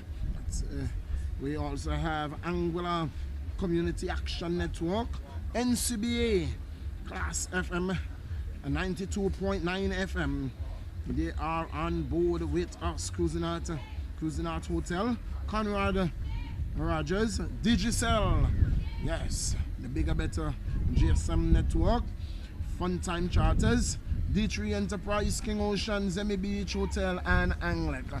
They are all on board with us. So thank you for your sponsorship. Indeed, it is because of you why the APL, the first ever of its kind, Anguilla Premier League, is possible. Yes, we also can't forget Lloyd live as well on board with us, carrying the proceedings here live and lively across the spectrum, across the globe. And Clean stream, yes. And from all what I'm hearing, Tony, that the commentaries, probably it's not our voice, but it is going through really clean. So we are getting very good comments that the view that you're getting from Lloyd and from Clean Stream, it's very clean. Clean they are indeed. And well, we're trying our best. Millington, I can tell you, this is my third stint at cricket. Really, this is my third stint at cricket. Thanks to the late great Rasby. Yes, he. Yes. It was during the time of Stanford 2020 when the likes of Harrigan, I remember when he asked us as cricketers to sit with Rasby in commentaries and sit in the comment seat, you know, and it is because of those persons why today I am sitting in the hot seat, and I say thanks to all those persons who have made it possible for me, you know, giving me that opportunity to be able to carry commentaries live and lively to those around the world. In cyberspace and here in Anguilla, it's truly a pleasure being a servant to you. Just want to read quickly here. We have an anonymous sponsor, but sponsor, that will give $10 easy for every six that is hit for the entire tournament. Every six that is hit, $10 easy by our anonymous sponsor. They will donate $10 for every six that hits throughout the entire tournament. At the end of the tournament, the batsman who records scores the highest number of sixes will receive that entire total of the amount. And so that we want to say thanks to that anonymous donor for so ably sponsoring that. You're not missing any cricket, we're just coming back from the water break. It's the Pointers versus the Razor Massive. Pointers chasing a score of 125 for victory and to open their account in this Anguilla Premier League first of its kind in Millington. Yeah, so it's going to be Gums, Vigley Gums, who's going to be taking up the attack in the 11th over, the commencement of the 11th over. He's going to be bowling to Walker. Oliver Walker, a very destructive batsman thus far. We have seen him. He has hit the ball very hard. Looks very aggressive batsman, very strong man. A bit of adjustment there, saying there's 6 men out. Is it? No, it's only 5. Is indeed 4 men in the 30-yard circle. It's going to be Gums to bowl to Walker. Runs away. Passes umpire Ralph Hodge. Bowl to Walker. Walker to this delivery is getting one that is driving past Gums. They've gone for one. Will they come back for a second? No. Not with Leon Lake in the wicket at all. Eversley Brown runs away from the boundary and fields. But when a ball is hit on the 30-yard circle, every day it should be 2 runs, Tony. Yes, we have seen here where Lake has not completed a number of ones that should have been turned into 2s, struggling somewhat, but it's still there. And while he may have soaked up quite a number of deliveries, still in touching distance of scoring, as well as we see the man Wigley Gums into bowl to Lake. Lake, allow the appeal! They go up and it's not out, says the umpire. And I think that was a distraction because that one looked a bit wide to me, and so it seemed to be a distraction, putting off the umpire, and it worked, however, because the umpire just said not out. Now that goes into umpire Livingston Clifton, aka Porty's book, the man who will forever score the most runs in a cricket match. Here is Vigley to bowl to Leon. And bowl to Leon Lake. Leon is turning this one off his pad down to backward of square. They've gone for one. We'll come back for a second now. Total moves on to 1 to 63. 63 for 2. And over number 11.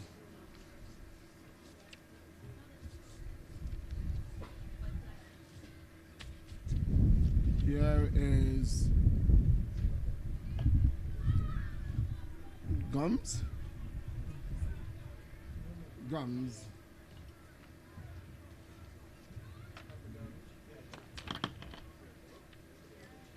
Stutters, runs away to bowl to Walker. Walker to this delivery. He's getting one. He's hitting it in the end. But he could be one out there. Oh!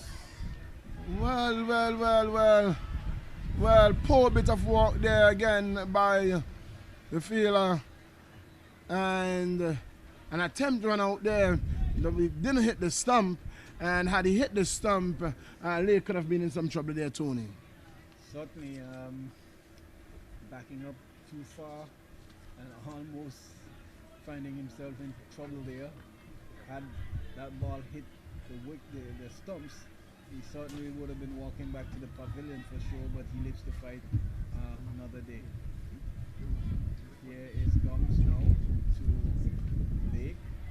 It's in the air! And it goes away for 6. 6-4.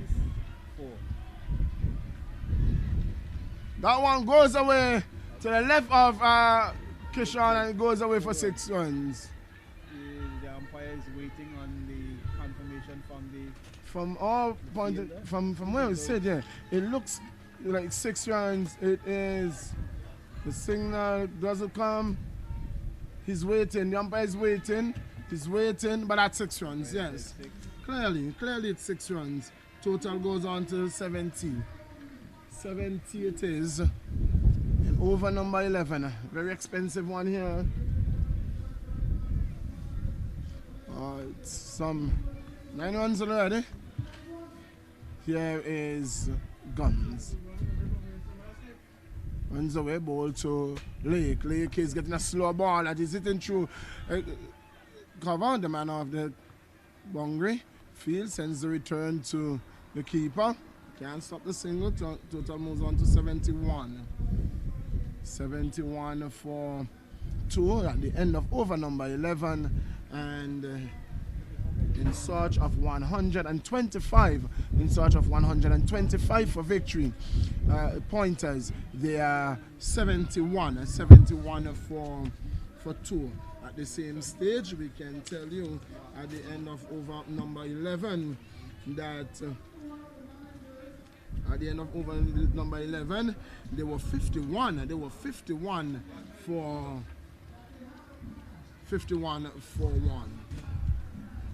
Yes, so Walker, he's on 33, and Lake, he is on 30. So both batsmen applying themselves and scoring not as fast as they would like, but they're maintaining the scoring rate and certainly giving themselves a chance to win this match here. Yes, well ahead of where there is a massive was at the time. Well ahead, and so there are some 20 runs at this time. There are 20 runs in front where there is a massive and so it's going to be a change of bowling. It's going to be Jacob Pearls who's going to be taking up the attack from the far end. He has a slow ball. He has a slow ball that he disguised very well. That is a problem ball. We wait and see.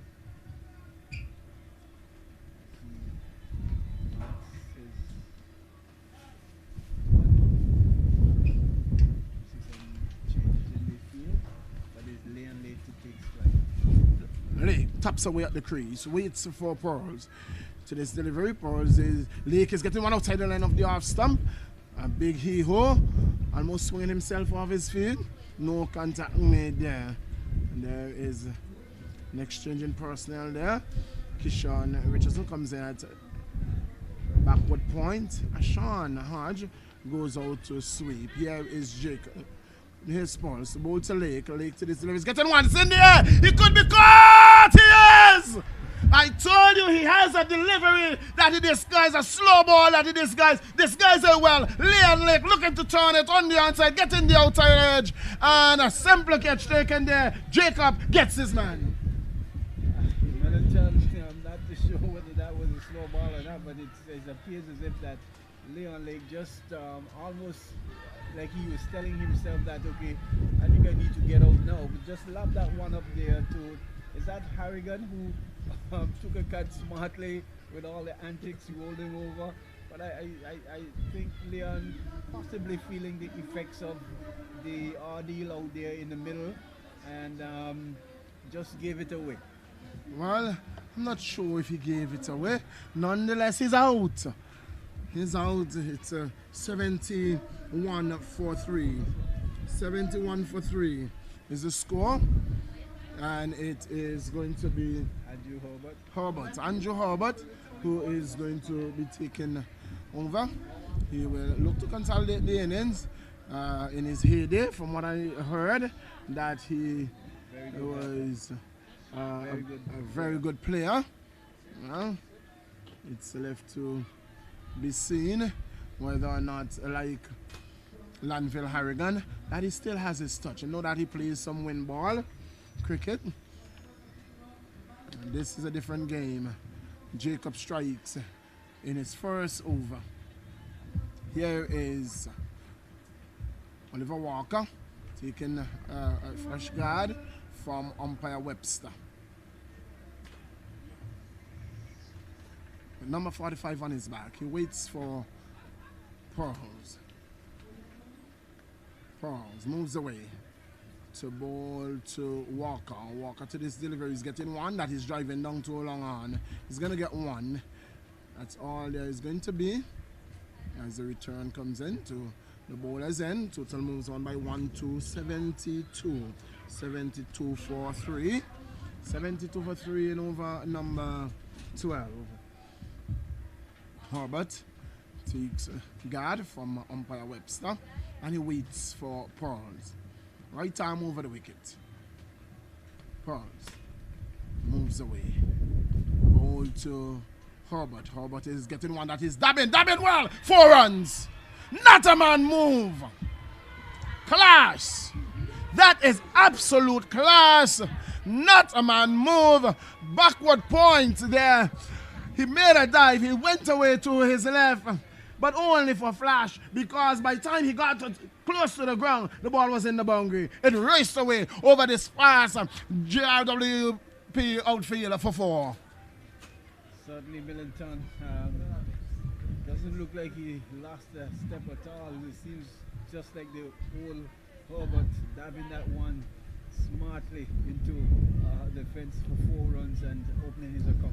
Well, it seemed like he was in the nets before he went out there. He's seen it big as a breadfruit, not even as a grapefruit, as we will say. Well, Kishan had to leave the field, seemed to have injured himself. And so there is a replacement fielder, number 72, not sure who that player is. It's going to be Pauls to bowl to Herbert. It would be well advised to keep it closer to Herbert. This delivery is driving just about mid-stump region and driving down to long on, gets a single. Score moves on to 77. 77 in the 12th over. Over number 12. After this stint, it is going to be the voice of the man himself. Yeah, it is a quick single, and they're going to get it very easily. Quick single, score moves on to 78. And the next voice that you are going to hear is going to be that of the man, Keith Stonegraves, who will take you through to the end of the proceedings. It was surely a pleasure of mine being here with you. So to all our commentators and to all those who took our commentaries, it was a pleasure for me as I hand you and I leave you in the capable hand of Keith Stonegraves. 78 for 3. That's the score for the Pointers. Going at 125 for victory. We're in the course, Tony, of this is This is going to be the 13th over. Oh, no, this is 12th over. 12th over in progress. Walker and Herbert. We just saw a really delightful stroke played by Herbert. Yeah, this is 13th over. So we're about to see the start of the 13th over. 78 for 3. The Pointers. Just another 46 runs to get. 46 runs to get. So we still wait and see how this turns out. As it stands now, pendulum is pointing towards the Pointers, but cricket being cricket, we have to wait until the end, till the fat lady sings. But it's been a great day, great afternoon of cricket. It's the Premier T20 League. First game yesterday, the Sixers coming out triumphant over the Beamers by 6 wickets. Today it's the turn of the Razor Massive from Island Harbour and the Pointers. Harrigan outside the line of the leg stump. That's a wide. Signal by umpire Hodge. It runs all the way across the boundary for 4. It looks like 4 wides. That was wayward delivery. That's Lanville. Yes. Lanville bowling seam up or medium paces. Way outside the line of the leg stump. 82 now. 82 for 3. The field very well spread. Herbert and Walker, the batters for the Pointers. Walker is on strike. He's batted well. And we see Herbert has just joined him as shown that he's a class player as well. Harrigan in, bows this one on the line of the leg stump to the man at mid-wicket, try to get a boot onto it, passes him out to deep mid-wicket, and they're coming back for the second run. Throw comes into the bowler, and 2 more runs there for the Pointers. They've gone now to 84 for 3. Lanville Harrigan got 46 when he batted. Keith Harrigan, I beg your pardon. We kept saying Lanville. This one is slapped away. Back out of square on the offside. This is going to run into the boundary. 4 runs. Short, wide, wayward. Got the treatment it deserved. Raced away over the turf down to back out of square on the offside. 4 more runs to the Pointers. They move now to 88 for 3, going at 125 to win this contest. Wide delivery. 88 for 3 is the score. Keith Harrigan bowling from this the commentary box in right arm over the wicket. Slow medium. He goes up, bowls a full pitch. Tucked into the onside. Past the man at straightish mid wicket. Comes out to the wide long on. And they scamper through for 2 more runs. So the runs are certainly flowing, Tony. Yes. 90. 90 it is now. 90 for 3. And the runs are coming. Walker and Herbert in the middle. We'll get 91, our scorer says, the official scorer. And he's the man that really matters, the official scorer. 91 for 3. Keith Harrigan goes in, bowls this one on the line of the off stump. Good delivery coming back in a shade. And he is given out. He is sent, and Walker is not happy. Walker is not happy, but the umpire has made his call, and that's what it is. You've just got to come off. Umpire Hodge has sent him on his way. Walker is not at all happy, and he has to come. He was demonstrating, it doesn't matter. The umpire has sent you, and that's what it is. You cannot do that, exhibit that sort of behavior, Mr. Walker. The umpire has made his call. You may not like the call of the umpire, but he's the man in charge, and he has sent you. And that is not a good display. That is not a good display from a senior player, Walker. Walker really demonstrating, but umpire Hodge was absolutely certain in his decision. He sent him on his way, and all he had to do, despite his unhappiness, was to walk. But to stay there and be demonstrating, Tony, is just not good sportsmanship at all. The umpire call is certainly final, and as much as he would have liked to be out there to see his team home, that is not the appropriate way to act. In front of all of our viewers.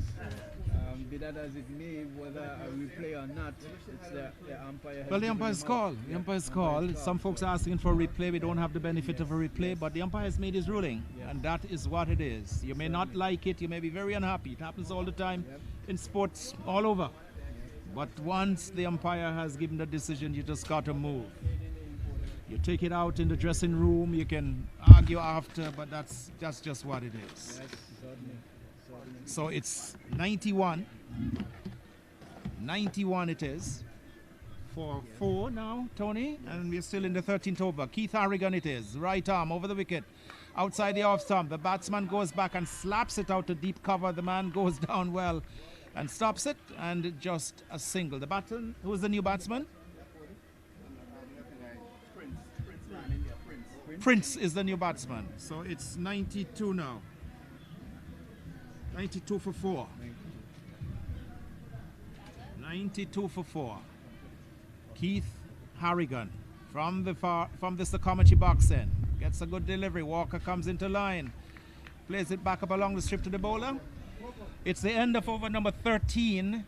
The Pointers set 125 to win this game. They are now 92 for 4, Tony. 3 runs, Keith together, and they were really moving nicely towards the total until the fall of that wicket in Oliver Walker, who was, I'm certainly sure, would have been a lot happy to see, not that he wanted to see the back of Leon Lake, but a more agile Herbert to run those and capitalize on those twos.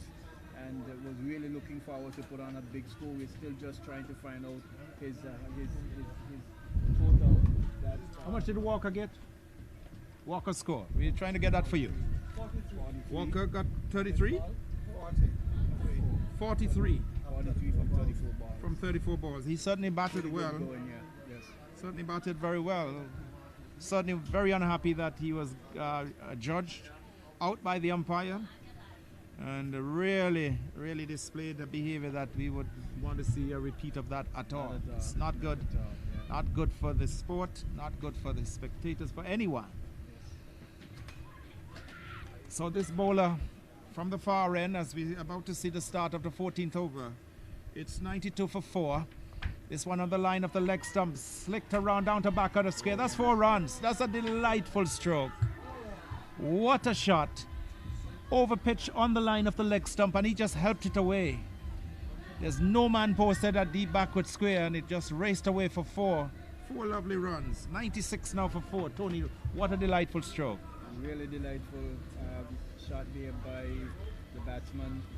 Paul's not really doing justice to what he's asked to do to stem the flow of runs. Just tossing that one up and the batsman putting it away nicely there to really increase the score. Here he is now. Paul it is into Prince. This one he goes for a big drive through the offside, an expansive drive.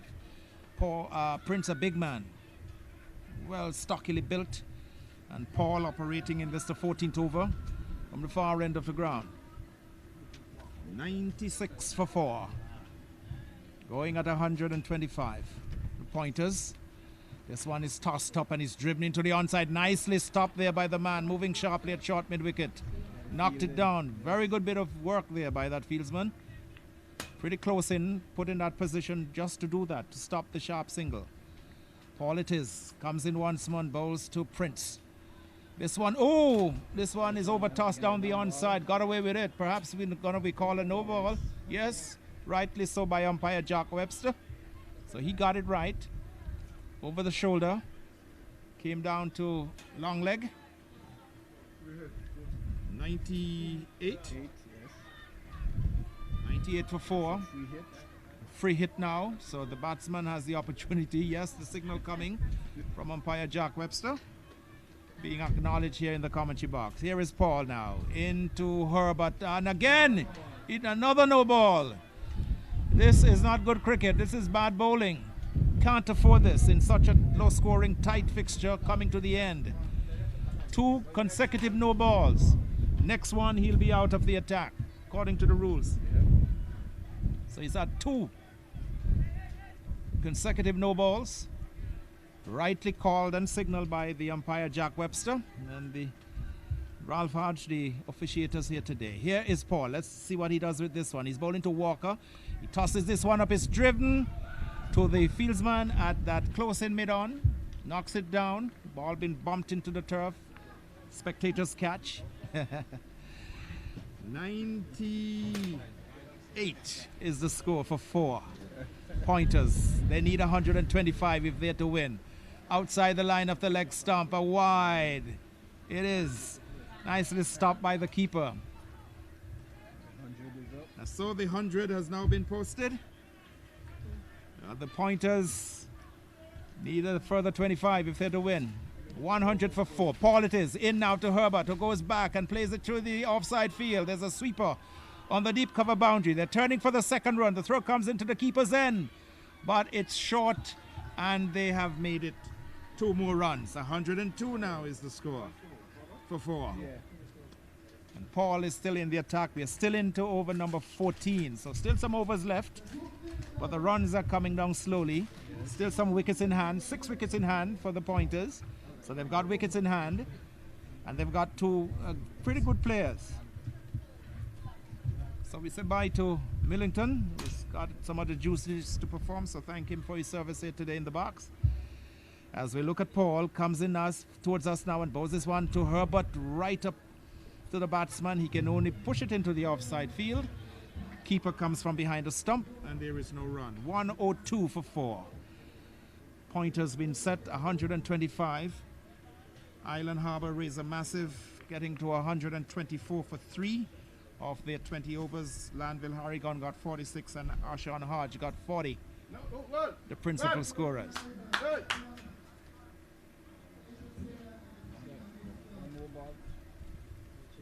Just checking the umpire Webster, just checking with the umpire at square leg Hodge. Perhaps just consulting as to the number of balls. There was scorer is looking on. They're just confirming with us 1 delivery left in this over. Remember, we had 2 consecutive no balls. And a wide. And a wide as well. Yep. It's 102 for 4. Yes. 1 delivery left in the 14th over. So 6 to come. 23 runs And this one is driven in the air past a man. I may have gotten a hand to it. I think he did. At that close in mid-wicket, a very short mid-wicket. Driven powerfully by Herbert. Yeah. And ricocheted off his right hand and went out into the deep mid-wicket area. Got a run. It's 103, Tony. After 14 overs completed, 103 the pointers for the loss of 4 wickets. And the pointers going along quite nicely. Just trying to get the bad ball away, but Herbert could have easily given it away there. I think it was a gallant effort made there by the fielder there, and for whatever reason was not able to pull the catch off, but only a single to be had. Yep, so we're getting down to the crunch time. 6 overs left. 22 more runs. Pointers have 6 wickets standing. Yeah, 100 and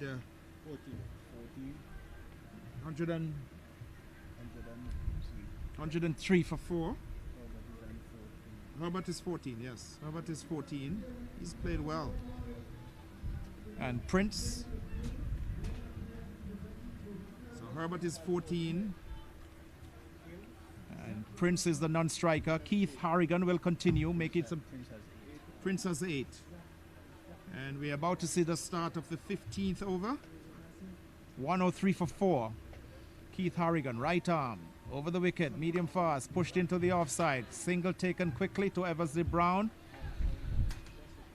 At mid-off, slightly deep. And it was pushed quietly and the run was easily taken. 104 now for 4. 6. Prince is 6, okay. Prince is 6. And Herbert is 14. So a couple of wickets here, 1 or 2 wickets could really change the dynamics in this particular game. This one is outside the off stump. Prince goes back, pushes it again easily into the offside field. And I think this is where the understanding of the game needs to come into play. They've been just pushing quietly into that offside field. And I haven't seen any changes made in that area. Perhaps a man could be brought in close just to prevent them. There's a fielder back in the deep, so if they go over the top, there's a chance that if they don't connect properly, they can hold out in the deep. So we should see those fielders on the line coming in pretty quickly and be looking for it. Slapped into the onside, to mid-wicket short. There is no run. Over number 14. Still in progress. 105 it is. 105. So 20 runs to get by the pointers. They have 6 wickets in the bag. And the Massive need to get those wickets. Harrigan in. This one right up. Pushed into the onside. They go through quickly, but again, the fielding has not been sharp enough. Overrunning the ball. And they go through for another run. 106 it is now for 4. Slowly but surely the pointers are just driving the nail into the coffin of the Massive. Here is Keith Harrigan, number 16 on his jersey, goes in, bowls this one hit high in the air. Will this go for 6? Yes, it has gone for 6 by the big man Prince. Signal comes now, just confirming from umpire Ralph Hodge. It was short, it was a loosener, it was aimed and angled down the onside. And he basically, a strong, big man, opened his shoulders and just helped it away over deep mid-wicket for 6. Yes, beautiful shot there by Prince. Hitting with not so much of a breeze, so to speak, to help it on its way, but had good connection on it. And the fielder only could have just gazed skywards into the mid-wicket fence for 6. So the pointers edging closer now as Harrigan goes in now and bowls to Prince. There's a shout and he's given out. He is given out. Nice. Excellent bit of work by the keeper. Had the bails off in a flash. The batsman's leg was not grounded. He was out of his crease and the keeper had the bails off in a flash, and the umpire, square leg Jack Webster, raised that index finger, signaling the end of Prince, having previously had a big hit over mid-wicket for 6. So another wicket goes down. So Tony, could we see another swing just in another this 13 particular runs to game. get, 13 runs to and, get. We will have to wait and see, but good work there by the wicketkeeper. Prince just giving it away after having put in that ball over mid-wicket for 6 runs. That was a little bit careless in giving his wicket away, but they are not in too much of a bother because they have wickets in hand, they have the overs, and I'm certainly sure they can maintain the runs that they need to really put on board to take this one to the bag. So the new batsman will get his name in just a while, but it's 112. 112 for 5. 15 overs completed. 15 overs? Yes, 15 overs completed, so 5 to go. Who's the new batsman? 112 for 5, the pointers. After 15 overs, 15 overs completed. So Norder Lake is the new man in. And we've got 13 runs needed by the pointers. 5 overs left, so lots of overs. And they've also have 5 wickets in hand. So it's all to play for here in this contest. The pressure is really on the Massive. Certainly. They're under the gun at this time. The Razor Massive from Island Harbour up against the Pointers. Players from the Blowing Point area and further west. 4 teams in this, the Premier T20 League. First game yesterday at the start of the competition, won by the Farrington Super Sixers over the Beamers by 6 wickets. And here it is now. It's down to Herbert and Lake. As the spinner comes in from the far end, bowls to Herbert, who gets a good delivery, pushes it into the onside. The keeper scampers from behind the stump, picks it up very cleanly. Right is the bowler, left arm, bowling around the wicket. As he comes in now and goes back, Herbert does, pushes the ball into the onside, out to the man on the sweeper boundary. Ball traveling very quickly. Another single taken there. 113. 113 for 5. In this, the 16th over, right is the bowler, left arm around the wicket to the right-handed batsman, Norder Lake. His first delivery is taking his guard from umpire Jack Webster, who's standing on the far end. Ralph Hodge is the umpire at square leg. Field well spread, as you would imagine.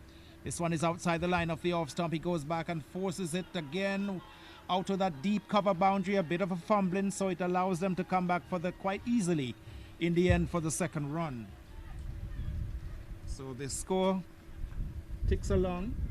115 now for 5. So 10 runs needed by the Pointers. 10 very vital runs. My colleague blurts out in the back of the box. Here is right. Left arm around the wicket again. This one is played into the offside field. Throw comes into the keeper. Goes down flat on his stomach. Gets up. Ball backed up in the onside by Brown. Coming in from square leg. Kept on 115 for 5. This is the 15th over in progress. Right is the bowler. Right, left arm around the wicket, comes in, bowls to Herbert, who goes back looking to delicately glide it through the slip cord and down to third man. Misses, taken behind by the keeper. So the supporters of the Pointers must be all feeling quite good at this time. This one is driven back up along the strip. The bowler feels well to his own bowling. So 15 completed. 115 for 5. 16 completed, I beg your pardon. The score is 115 for 5. Tony? Yes, 115 for 5 and 116 for 5, yes. So just another 9 runs. I think they got a single off that shot, yes. 116 for 5. And they're cruising nicely. I can say, Keith, that we have seen a lot more spectators coming into this stadium to view this match this afternoon, And we are also saying good afternoon to all those who are online as well during the proceedings. We've got quite a number of folks online who are taking our comments and viewing it live right here from the James Ronald Webster Park here in Rainbow City, Anguilla.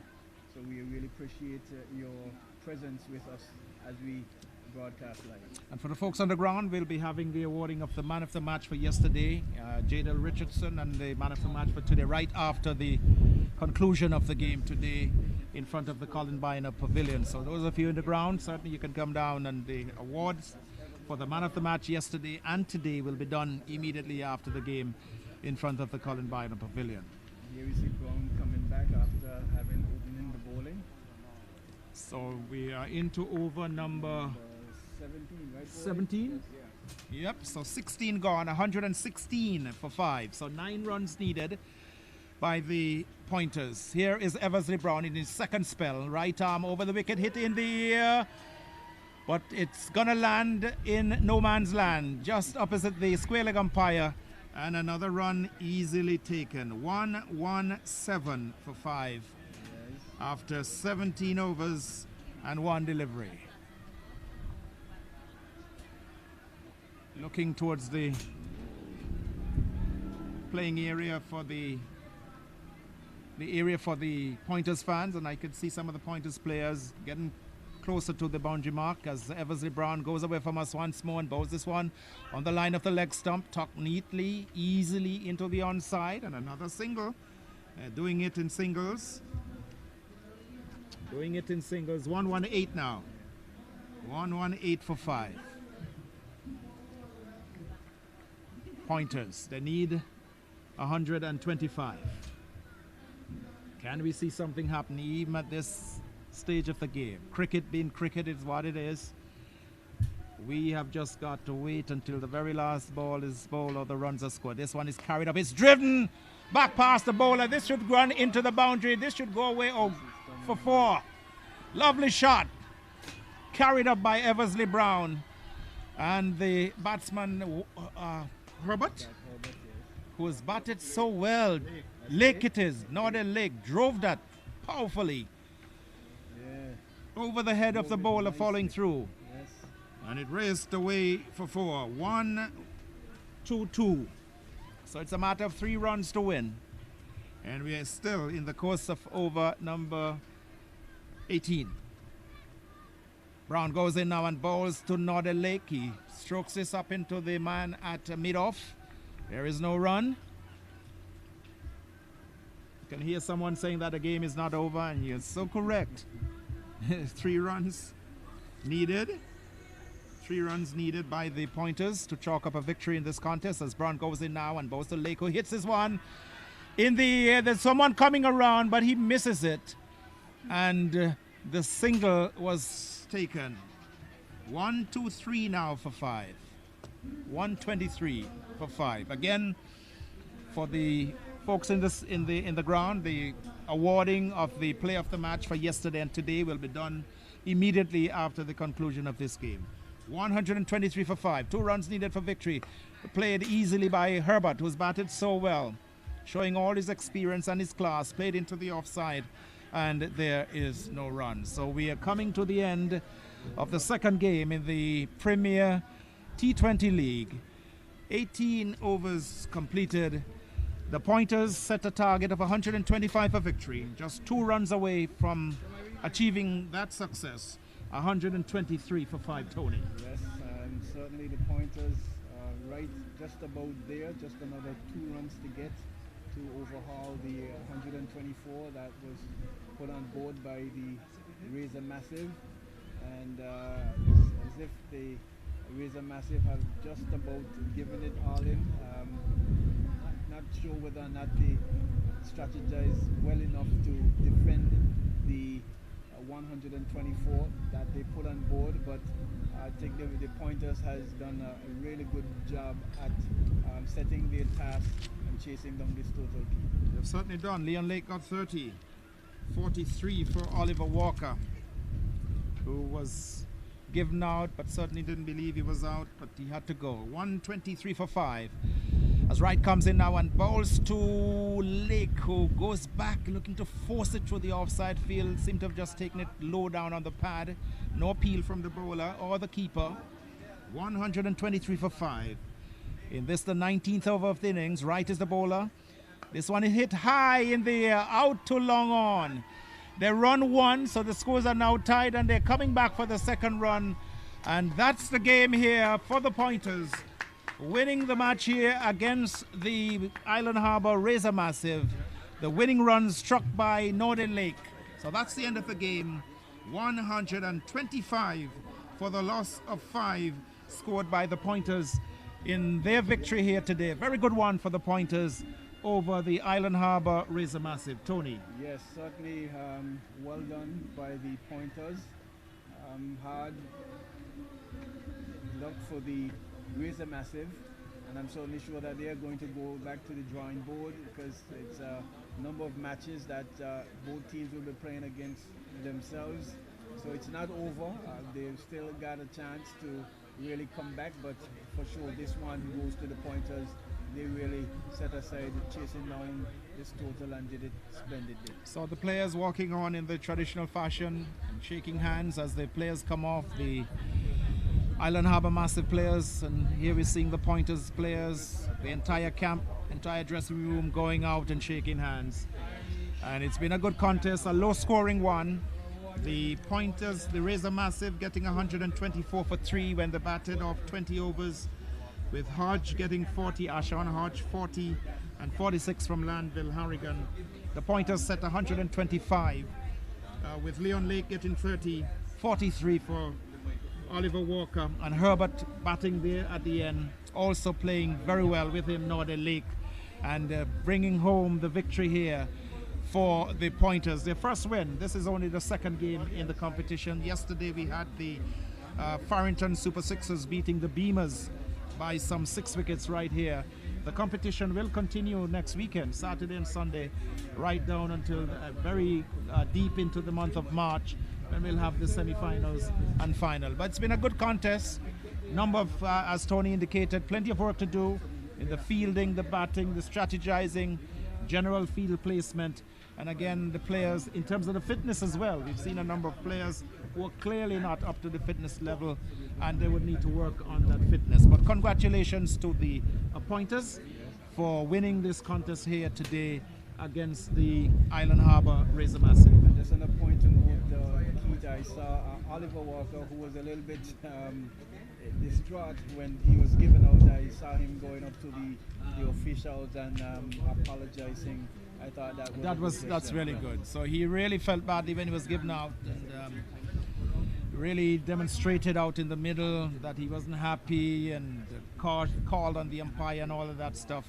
But that has been taken care of. Good to see him, as Tony indicated, going up and apologizing to the match officials. So folks, this is where we have it for today. We want to thank all the persons. We have a range of sponsors to thank. Tony, I think we need to give them that final plug. We need to take care of those sponsors. Very important people. Platinum sponsor, Anglic.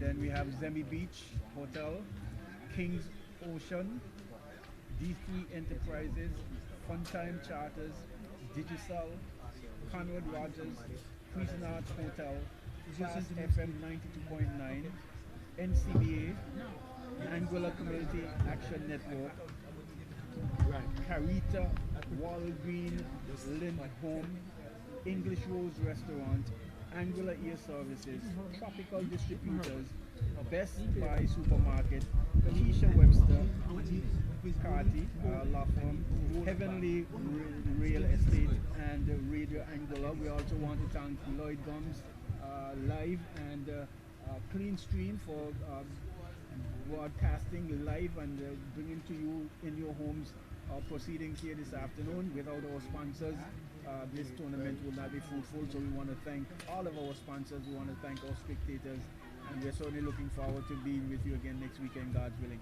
So to all our commentators, you heard them all here today, to all the radio stations, Radio Anguilla, and all the stations that have taken the feed, all the media people who've been involved, the live stream folks, Lloyd Gums, everyone, technicians, all our technical folks working in the back.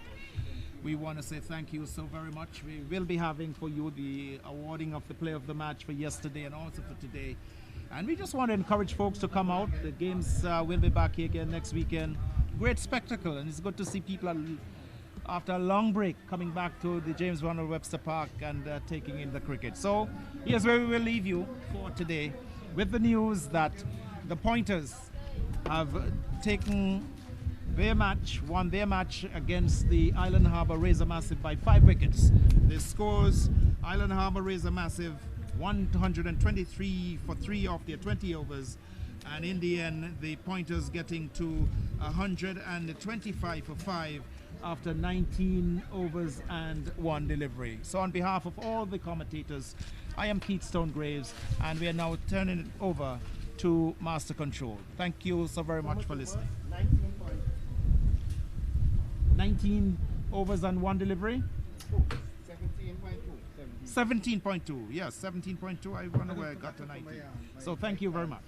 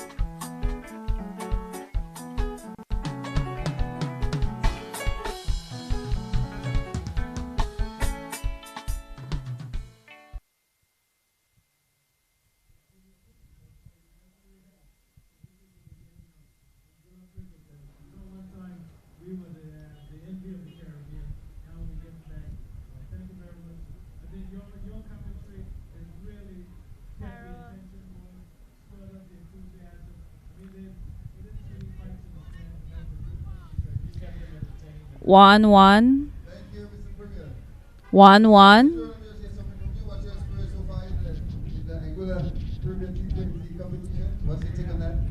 What?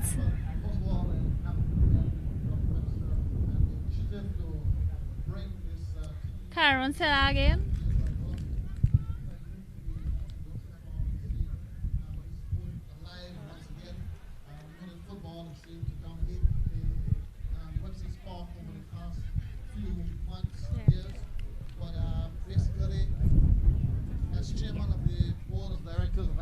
We thought it best to make a contribution to this sport, and therefore we have actually stepped up to the plate as the gold sponsor for this tournament.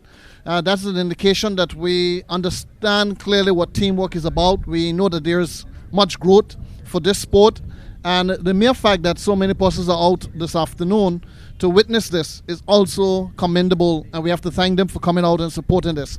So as the games continue, we wish the best team, all the best. I just want you to continue to recognize the importance of sportsmanship. It is a game. The umpire's decision is final, and while it is, sometimes we may feel a way about decisions that are made. In good sportsmanship, just accept the umpire's decision and just walk away peacefully. But all in all, I want to commend all of the teams who have come on board this period, and I'm sure that this can only grow from strength to strength. So again, thanks to everyone, and again, thanks to the company ANLIC for its sponsorship for this tournament, as well as the other sponsors who have come on board. So I'm indeed proud to be here to make a presentation as well on behalf of one of the teams. Thank you.